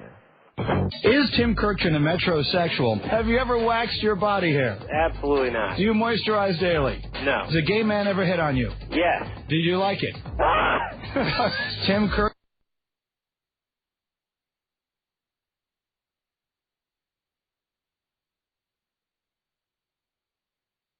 Kirkton's grade. Golick was an 8. I was a 29. Your score is a 10, which means you are a possible future metrosexual. Closer to Golick. Can I tell you what you were 1 point away from in the 0 through 9 point range? The first line would have been stud. You're a manly man. Mike in the morning on ESPN Radio. Saturday morning. It's over easy as Scott Unash dishes up the Hy-Vee Coaches Corner here on the Zone. It's a hearty helping of local sports coverage from the Metro and beyond. All the latest prep news, the way only Scott can serve it up, cooked up live from this week's featured Cedar Rapids Marion Hy-Vee Kitchen. Get your Saturday breakfast special by tuning in to the Hy-Vee Coaches Corner, live from the Hy-Vee Kitchen at 3235 Oakland Road Northeast. Only here on The Zone. Ready for high-speed action. Friday at Cedar Rapids Hawkeye Now Speedway. ASA Papa John's Cup High Wireless Championship Stock Racing. Racing Division in action. It's Banner Valley Wholesaler Towing, featuring the Wholesaler Towing Chance 5 giveaway. Featuring another Hawkeye Downs Neighbors Night. Residents of Blairstown, Fairfax, Norway, Walford, and Watkins get in grandstand for just $1. ASA Papa John's Cup High Wireless Championship Stock Racing. It's Friday night at Cedar Rapids Hawkeye Down Speedway.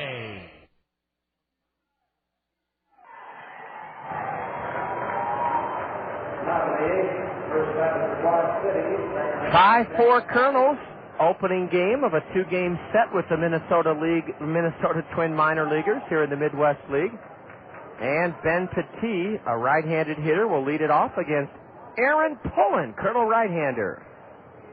Aaron's curveball is low for ball 1. Petit is nothing for 3, but he's hit the ball hard twice. Ben, a right-handed hitter with a .271 average. Breaking pitch from Pullen, a strike called. Our Kernel of Wisdom concerns Houston Astro slugger Jeff Bagwell. 419 career home runs. A high pop-up to the right side. Howie Kendrick comes racing in from second. And on the grass between second and the mound, Howie has it. Aaron Pullen dashed out of the way to make it perfectly clear to Howie Kendrick that was his ball all the way. 1 out in the top of the 8th inning, 5-4 Kernels. Our Kernel of Wisdom, Jeff Bagwell, hit just 4 home runs in 481 at-bats in his last season of AA ball. That was in New Britain, Connecticut, as a Red Sox minor leaguer. Can you believe that? Jeff Bagwell in 1991 hit just 4 home runs in 481 at-bats in his last season of minor league baseball, and he's hit 419 career home runs as a big leaguer. That's our Kernel of Wisdom, and I guess it shows that sometimes power is the last thing to develop in a young professional ball player. Ball 2, low and away to Brock Peterson.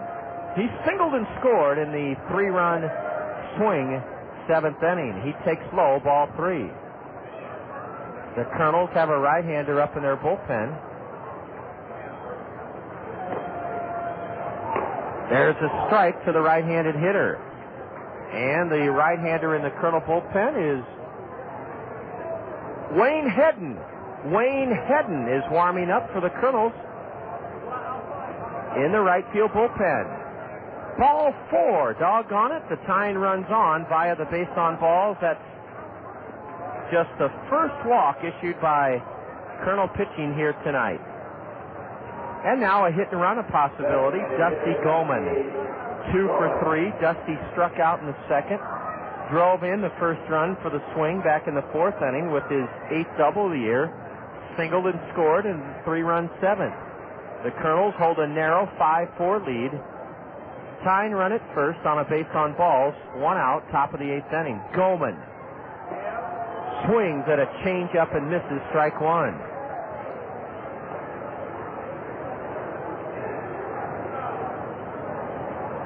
Kernels have out-hit the visitors 11-8.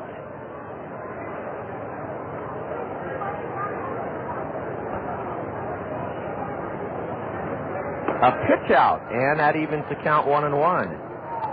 Brock Peterson, the runner at first, has 3 steals and 4 tries.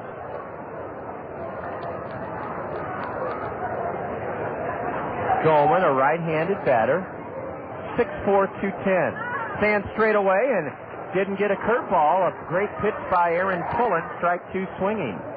Kevin Bowles, the 29-year-old skipper coaching at third for the swing, flashes a set of signs to the right-handed batter, Dusty Goman. A left-hander is up for Quad Cities in their bullpen.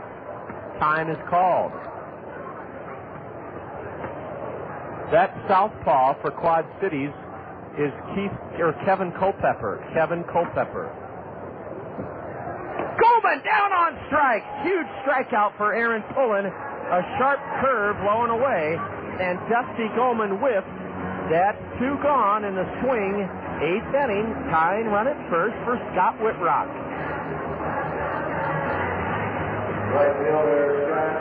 The Kernel record in 1-run games, 6-5.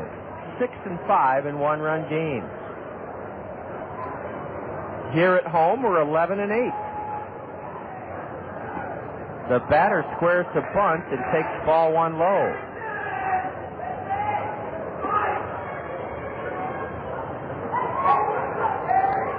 And inexplicably, Kernel equipment manager Ron Klein sprints across the back of home plate. I don't know what that was all about. Swing and a pitch foul to the base of the backstop, and now Aaron Pullen is is not only within an out, but within a strike of getting out of this 8th inning with the Kernel lead intact, 5-4. The batter Whitrock, nothing for 3 tonight. Huge strikeout by Aaron of Dusty Goman moments ago. Whitrock went to Madison Area Technical College. He's from Wisconsin Rapids. And a pitch high wasted by Aaron Pullen. Wayne Hedden, a right-hander, warming up in the Kernel bullpen.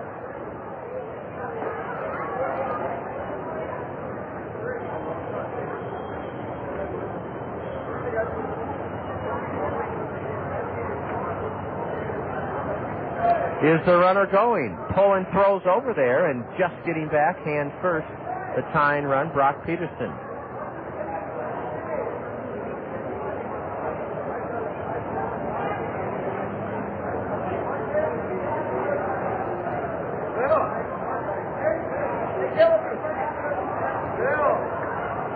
Two out, tying run at first, top of the 8th, 5-4 Kernels. Aaron Pullen set just above the belt.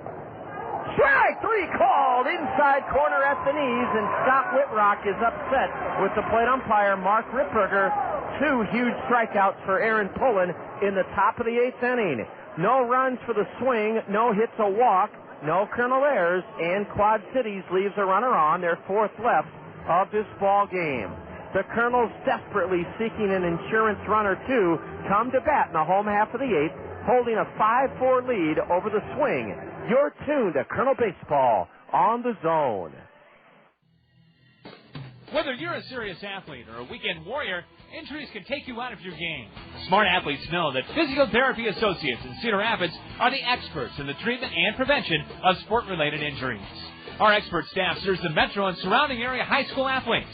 Physical Therapy Associates in Cedar Rapids, the smart choice in sports medicine. Call us at 398-1569. That's 398-1569. We'll get you back in your game today.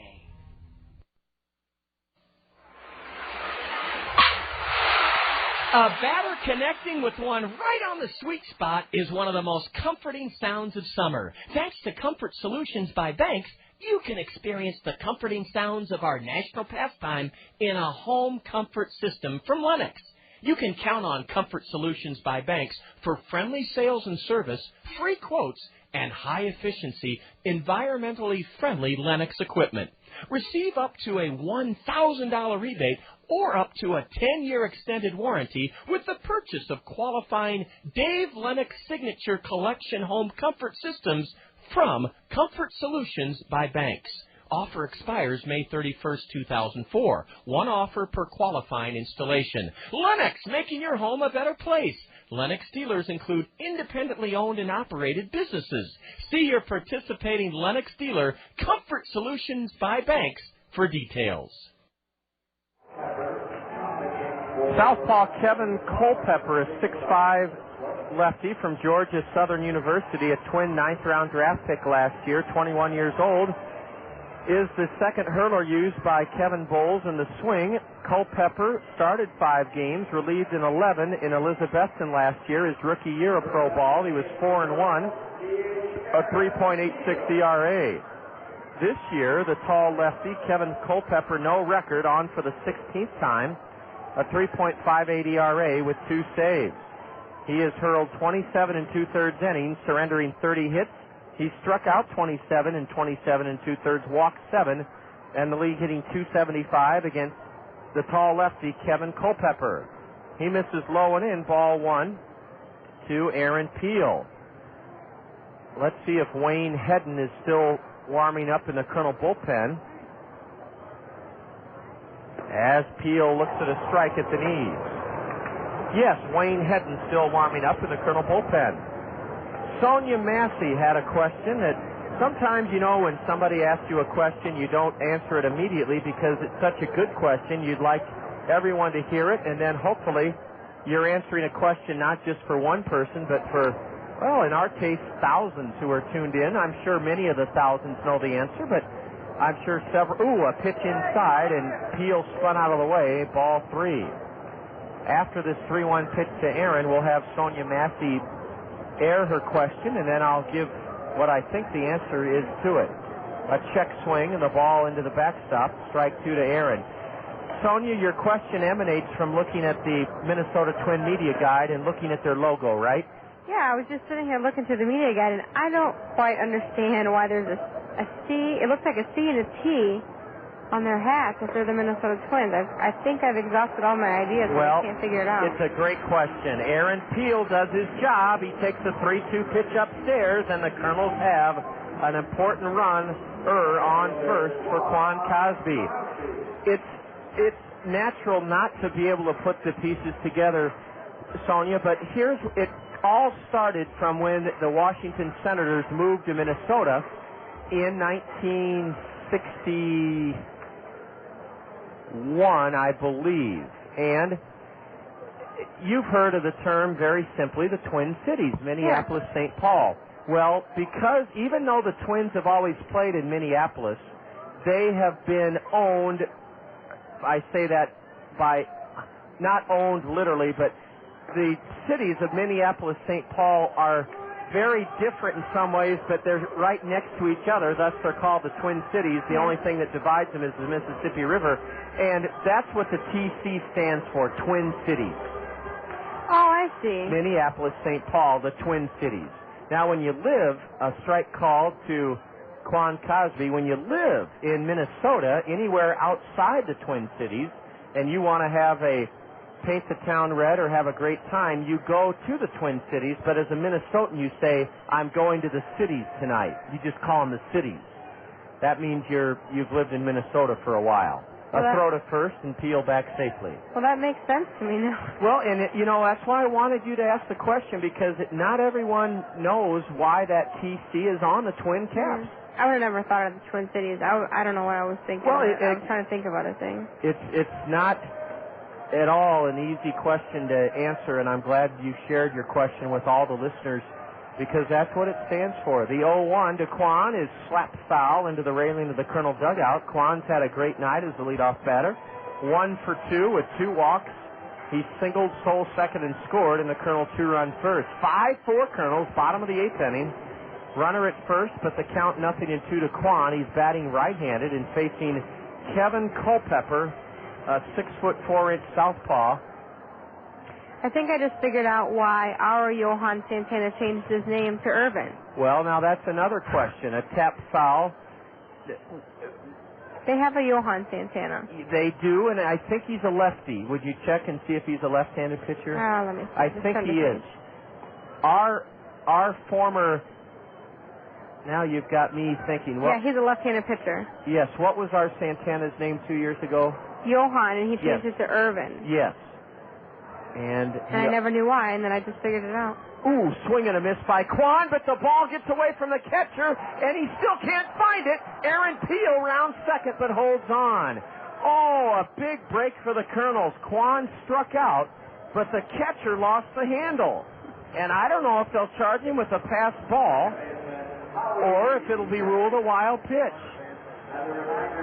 And I couldn't hear the announcement, Sonia. Could you, from Al Gruwell? I could not hear what he said. I just don't know what he said. I'm going to call it a wild pitch. Josh Johnson lost the handle. Now a line shot foul into the Colonel vacated right field bullpen by Howie Kendrick. Oh, that's a big, big run out at second base. Aaron Peel, if Howie or Brandon Wood can drive him in. I know one thing about Johan Santana. After the wave of security checks on Dominican birth certificates, he aged a couple of years. He was one of those fellas that kind of fibbed about his age. And his real name, I guess, was a little chopper to second, and Petit looks it into his glove and on to first to retire Howie Kendrick. Ben Petit knew that Aaron Peel was going to third and could do nothing about it. Howie Kendrick with 1 hit tonight in 5 at-bats rolls out to second, and now the Colonels need a big, big 2-out hit from Brandon Wood. Brandon has 2 hits in 4 trips tonight. Can he solve the lefty Culpepper? Ball 1 inside, has Brandon moving his feet to get out of the way. 5-4 Colonels, bottom of the 8th inning. Huge, huge run at third base, Aaron Peel. A drive into left. Brandon Wood makes it 6-4. It's on the warning track. It's extra bases for Brandon. He hustles into second. Brandon Wood comes through again with 2 out. He hammers a double into the left field corner, and what a huge, huge run that is, driven home by Brandon Wood. Brandon Wood is 3 for 5, and I mean he got a pitch in his wheelhouse and hammered it into left field. His second double of the game, and a huge, huge run in for the Colonels here in the 8th inning. Aaron Peel scores from third to make it 6-4, and now Bobby Wilson, the batter, they're going to put him on. Bobby Wilson is being walked intentionally. Culpepper's first pitch almost got over the head of the catcher, Josh Johnson. The Colonels now lead it 6-4, and that was a huge, huge 2-out double for Brandon Wood. Man, he jumped all over a pitch from the southpaw, and the Colonel 2-out run production continues to amaze me.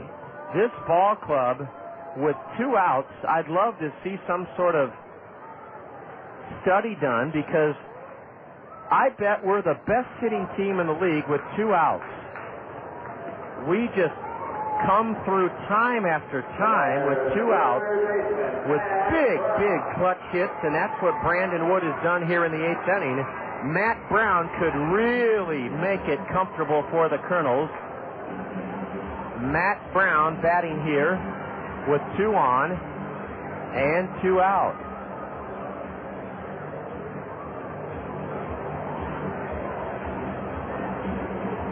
Bottom of the 8th inning, Brownie just named Midwest League Player of the Week for his phenomenal 8-game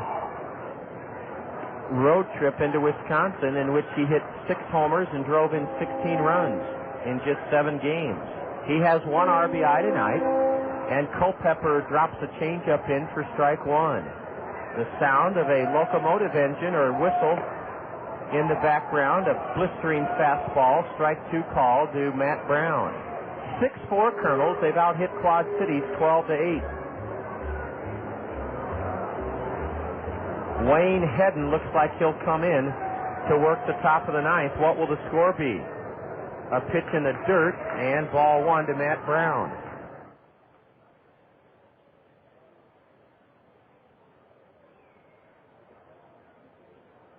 Matt steps out.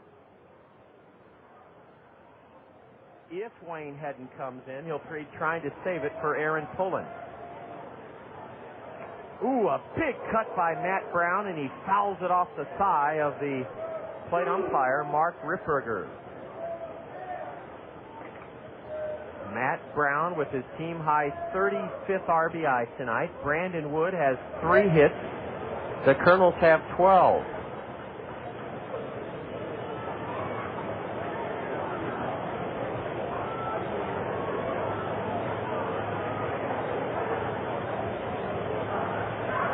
Kevin Culpepper still ahead of the Colonel slugger.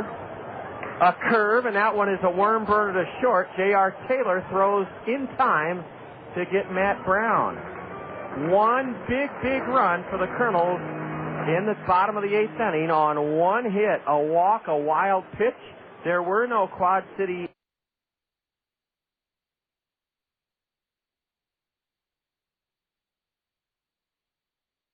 errors. The Kernels leave a pair and have stranded 11. We go to the top of the 9th inning. Kernels 6, Swing 4. You're tuned to Kernel Baseball on the Zone.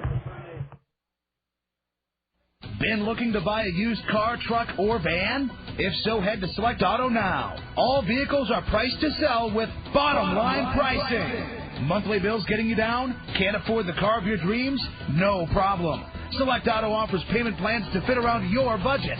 Select Auto also offers great warranties on all cars, not to mention their experienced and friendly staff in their full-service service department. Hate being chased around a lot by those annoying salespeople? At Select Auto, you won't be bothered by any salespeople. You deal directly with the owners. Got bad credit? Not a problem. They offer financing for any credit, good or bad.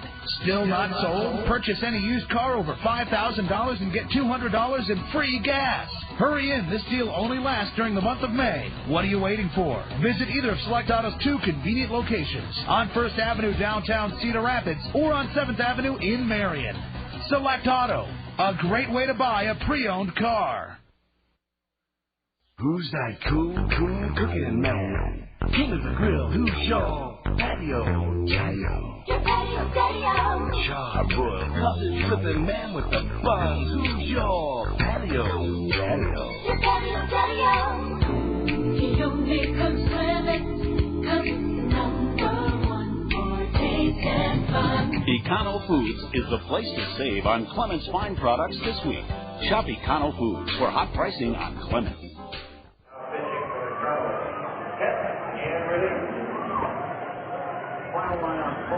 A U.S. Cellular call to the Colonel bullpen. Wayne Hedden, the second Colonel reliever of this night.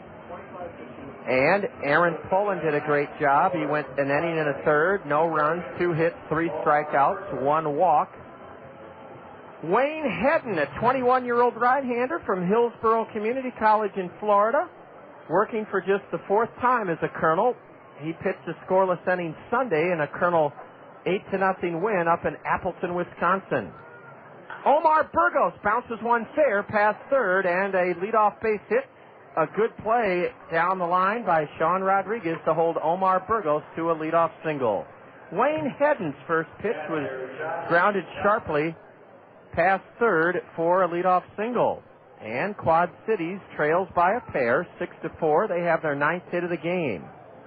Wayne Hedden is a right-hander, and he's from Tampa. He told us a little bit earlier, well, it was on the road trip in Wisconsin, how much his family enjoys listening to the games on the Internet. Wayne was 2-0 in 17 relief appearances with Provo last year, his first year of pro ball, a 2.76 ERA. He fires outside, ball one. Wayne 0-1 this year. His ERA is 0. In 4 2/3 innings, he's given up only one run. It was unearned. Right-handed hitting Josh Johnson takes the strike called. Wayne Hedden is trying to save it for Aaron Pullen. 6-4 Kernels here in the top of the 9th inning. The 1-1 to the right-handed hitting catcher who's 0 for 2. Oh, now time was called. Time was called by the plate umpire as Wayne Hedden was into his delivery. You hate to see that. 12 hits for the Kernels, 9 for the Swing, and Quad Cities has made 2 errors. The Kernels have played errorless ball after making 4 errors that really cost us the game Tuesday night up in Appleton. That was the game Kevin Jepson struck out 13 batters in 6 innings, but didn't figure in the decision. A slider from Wayne, strike 2 called. Wayne Hedden surrendering a leadoff single to Omar Burgos. Burgos' second hit of the game. But Wayne has come back and gotten ahead of right-handed hitting Josh Johnson. 1 ball, 2 strikes. A bouncer to short, only play to second, out. Throw to first. I'll be darned! The Colonel's got a double play! Wow! Brandon Wood started a 6-4-3 double play. I thought no way in the world would that ball be a double play. It was chopped high in the air, and Brandon Wood got the force out of Omar Burgos at second, and then Howie Kendrick's throw was up the right field line, but Matt Pauley made a super stretch, and it went 6-4-3. A fabulous double play turned by the Kernels. Now a chopper to short. Brandon Wood throws the batter out, and the Kernels win! 6-4! Wayne Hedden gets his first save. 6-4 Kernels. Wow, what a 9th inning for Wayne Hedden. What a 9th inning for Wayne Hedden. He saves it for Aaron Pullen. In the 9th inning for Quad Cities. No runs. 1 hit. No Kernel errors. Nobody left by the Swing. A leadoff single, but then Wayne Hedden put the clamps down. He got Josh Johnson to bounce into a 6-4-3 double play. And first pitch swinging, Justin Arneson bounced out to Brandon Wood. 6-4 Kernels. Aaron Pullen, the winner. He's now 4-1. Aaron Pullen, I believe, yes, is 4-1. The loser was Eric Brandon. He's 3-3. And we're going to enjoy bringing you totals, highlights, and more next on the Colonel Curtain Call. 6-4 Kernels. And you're listening to Colonel Baseball on the Zone. With all the talk about rising gas prices, doesn't it make sense to drive a fuel-efficient vehicle? You can when you buy with confidence at Randy Keel Honda. Get up to 51 miles to the gallon with the Honda Civic Hybrid. Every Honda model has awesome fuel efficiency. Don't wait for $2 a gallon gas to buy a fuel-efficient car. Not when you can save time and money now by previewing Randy Keel's fuel-efficient inventory online at randykeel.com. Right now, lease a 2004 Honda Accord LX for only $235 per month. At Randy Keel Honda, you'll find many great buys under $5,000 too. Randy Keel is the home of confidence, a 7-year, 100,000-mile guarantee. Randy Keel is dedicated on getting you the lowest possible price backed by the best service in the Midwest.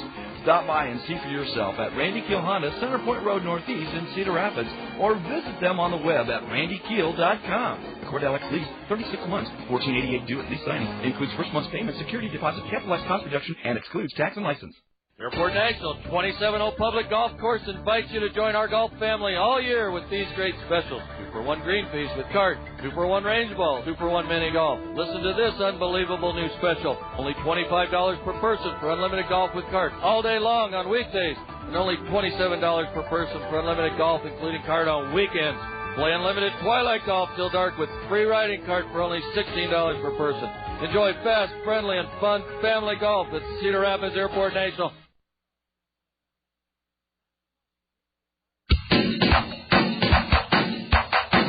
It's time for the Kernels Curtain Call, right here on the Zone, ESPN Radio 1600 AM. With a recap of all the action, the State Farm Major League scoreboard, plus a look ahead to the next Kernels game, let's rejoin the voice of the Kernels, the one, the only John Rogers, here on the Zone, ESPN Radio 1600 AM. As the kids from Grantwood Elementary School enjoy a cap to their evening by running the bases, the Kernels in a celebratory state of mind as they come away with a 6-4 triumph here this evening to start the 12-game homestand on the right foot. John Rogers here with you on the Kernel Curtain Call. The Kernels took the lead in the first inning this evening. After Quan Cosby singled, so did Howie Kendrick. And there were runners at second and third. Kendrick went to second on a throwing error by the center fielder Ryan Spatero. After Brandon Wood struck out, Bobby Wilson drove in a run with a sacrifice fly, and Matt Brown doubled into the left field corner to make it 2-0. Kernels added a run in the second inning single-handedly by Sean Rodriguez. He singled to center, stole second, went to third on a ground ball out to short, scored on a wild pitch. Micah Posey pitched brilliantly tonight, gave up one run in the fourth inning to the swing, a leadoff single by the leadoff man J.R. Taylor, and a two-out double into left center by Dusty Goldman cut the Kernel lead to 3-1. In the fifth inning, the Kernels made it 4-1. Brandon Wood, with his second of 3 hits tonight, a leadoff single. Bobby Wilson singled him to third. That extended Bobby's hitting streak to 10. With runners at first and third, Matt Brown clubbed a sacrifice fly to center, his second RBI of the game, his team-high 36th of the year. And the Kernels looked in great shape heading into the last third of this game. But credit the swing, they scored 3 runs on 5 singles in the top of the 7th and prevented Micah Posey from winning this ball game. He was 5-0. 3 runs on 5 singles in the 7th. We were tied 4-4. The Kernels, though, took the lead in the bottom of the 7th inning. Bobby Wilson, a leadoff single. After Matt Brown couldn't sacrifice him to second, he was forced at second by Matt Pauley. But Pauley, running to first, the swing trying for a double play, an error charged to J.R. Taylor as he threw it beyond the reach of the first baseman. That was a huge error because it allowed Matt Pauley to go to second. He then scored on a clutch 2-out triple by Sean Rodriguez into right center, and that made it 5-4. Aaron Pullen worked a scoreless top of the 8th inning. The Kernels plated a huge insurance run in the bottom of the 8th inning. A leadoff walk drawn by Aaron Peel. He went to second on what was ruled a pass ball on the catcher Josh Johnson. Advanced to third on a 2-out ground out by Howie Kendrick, and then Peel scored on yet another 2-out clutch RBI single by Brandon Wood, his third hit of the night, his second double, and the Kernels took a 6-4 lead in the top of the 9th inning. Wayne Hedden gave up a leadoff single, but that batter was erased on a Josh Johnson 6-4-3 double play. The Kernels turned 2 double plays tonight, and then Wayne Hedden got left-handed hitting Justin Arneson, or rather a switch hitter, Justin Arneson, a left-handed hitter, Justin Arneson, chopped to Brandon Wood, the shortstop, and the Kernels won it 6-4. Here's the final line score. The Kernels 6 runs, a dozen hits, no errors. We stranded 11. Quad Cities 4 runs, 9 hits, 2 errors. They left only 4. The winning pitcher out of the Kernel bullpen, Aaron Pullen, he's 4-1. The loser for Quad Cities was Eric Brandon. He's 3-3. Wayne Hedden records his first save as a Kernel. The game only took 2 hours and 29 minutes, and a crowd of 1,914 was on hand, including Grantwood Elementary School. They're still streaming onto the diamond to run the bases. We'll be back in just a moment to enjoy our Liberty Bank star plays of the game. You're tuned to Kernel Baseball on the Zone. Would you like to meet Cedar Rapids River Raiders Kenyon Murray and Dean Oliver and help a great cause? I'm Scott Unash from the Zone, ESPN Radio 1600 AM, and I'd like to invite you to the 4th Annual Celebration of Sports Banquet and Auction. It's Tuesday, June 8th at 5:30 at the Collins Plaza in Cedar Rapids. We'll be awarding the Lynn County Male and Female Athletes of the Year, plus we'll salute 2 Special Olympians and much more. If you support local sports, make plans now to attend. Tickets are $25 and tables of 10 are available. Proceeds from this event help support East Central Iowa Special Olympics and the Sports Tourism Fund at the Cedar Rapids Area Convention and Visitors Bureau. Call the Celebration of Sports hotline at 319-398-5383, extension 121 today to make your reservation. Join me, Scott Unash, in the Zone at the Celebration of Sports Banquet and Auction, Tuesday, June 8th at 5:30 at the Collins Plaza in Cedar Rapids. Remember, call 398-5383, extension 121 to make your reservation. The kids from Grantwood Elementary still enjoying running around the bases following a Kernel opening win in this 12-game homestand, 6-4. Iowa's fastest-growing community bank, Liberty Bank, is proud to bring us our Liberty Bank star plays of the game. With the score tied at 4 in the bottom of the 7th and 2 out, Matt Pauley was at second and Sean Rodriguez was the Kernel batter. Here's our first Liberty Bank star play of the game. A pitch ripped into right center field for extra bases, I think. Yes, beyond the reach of the right fielder, Whitrock. And the Kernels take the lead 5-4 on a stand-up triple by Sean Rodriguez.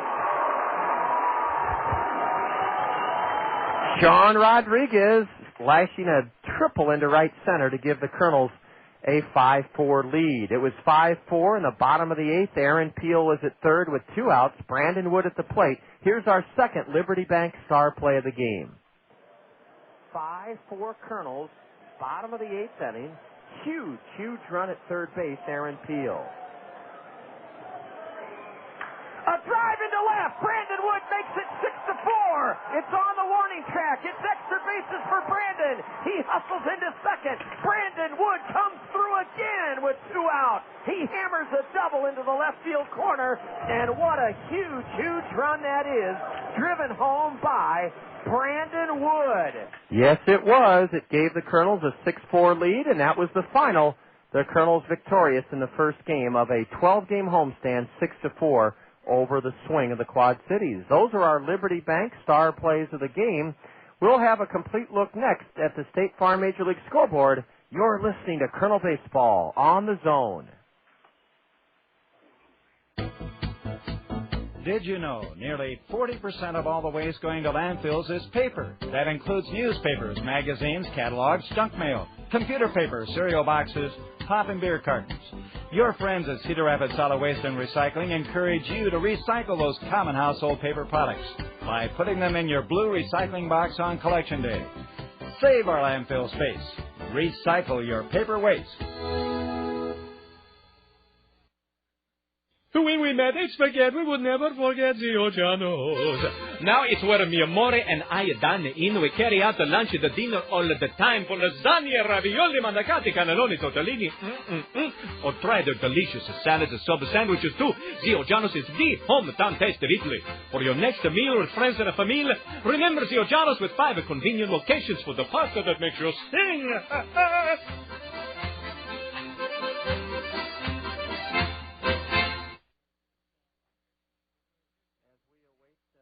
Scores, they'll be delivered to us shortly on the State Farm Major League scoreboard. We can tell you, let's start with the State Farm Major League scoreboard because we do have finals from this afternoon, and I bet by the time we give you those, we'll have the update for the evening games. The State Farm Major League scoreboard brought to you by State Farm Insurance agents Al Shetler, Dale Thompson, Lanny Peterson, and Gary Schubat. One final in the American League this afternoon, and it was Oakland edging Detroit 3-2 in the Coliseum. In the National League this afternoon, in 10 innings, the Giants turned back the Cubs at Wrigley 5-3. The Cardinals dismantled the Mets at Chase Stadium 11-4, and this afternoon in San Juan, Puerto Rico, Milwaukee nipped the Expos 3-2. Now, listen to all these finals in the National League from tonight on the State Farm Major League scoreboard. In Miami, the Marlins sent the Astros into orbit 6-2. In Philadelphia, the Phillies blanked Los Angeles 4-0. The Pirates won at home as they outslugged the Padres 9-7 this evening. And the Reds continue to play good baseball at Great America Ballpark. They knocked off the Rockies 3-1. A final from Atlanta. The Braves trounced Arizona tonight 5-1. Everything final in the National League on the State Farm Major League scoreboard. Tonight, the Devil Rays in St. Petersburg in the top of the 8th ahead of Boston 9-6. They're in the top of the 7th at the ballpark in Arlington. The Rangers 6, the Royals 3. The White Sox are pounding the Twins at the Metrodome 9-3. They're in the bottom of the 7th. Just underway, the Yankees batting at Angel Stadium in Anaheim. 0-0 in the top of the 1st, but the Yankees have 2 hits against Bartolo Colon. And Baltimore just underway. In fact, they're scoreless in the bottom of the 1st. Seattle batting at Safeco Field. The Orioles and Mariners scoreless early on in the Emerald City. Kernels 6, Quad Cities 4. A great start to the 12-game homestand. Bev Taylor was our in-studio engineer. John Rogers here high above home plate at the new Veterans Memorial Stadium. We'll bring you the dugout interview, the Ask the Manager show tomorrow, 6:10 dugout interview tomorrow with your questions being fielded by Colonel Skipper Bobby Magallanes. The gates open at 5:30, and we'll have the first pitch at 6:30. 6-4 Kernels. Thanks for being with us. You're listening to Colonel Baseball on the Zone.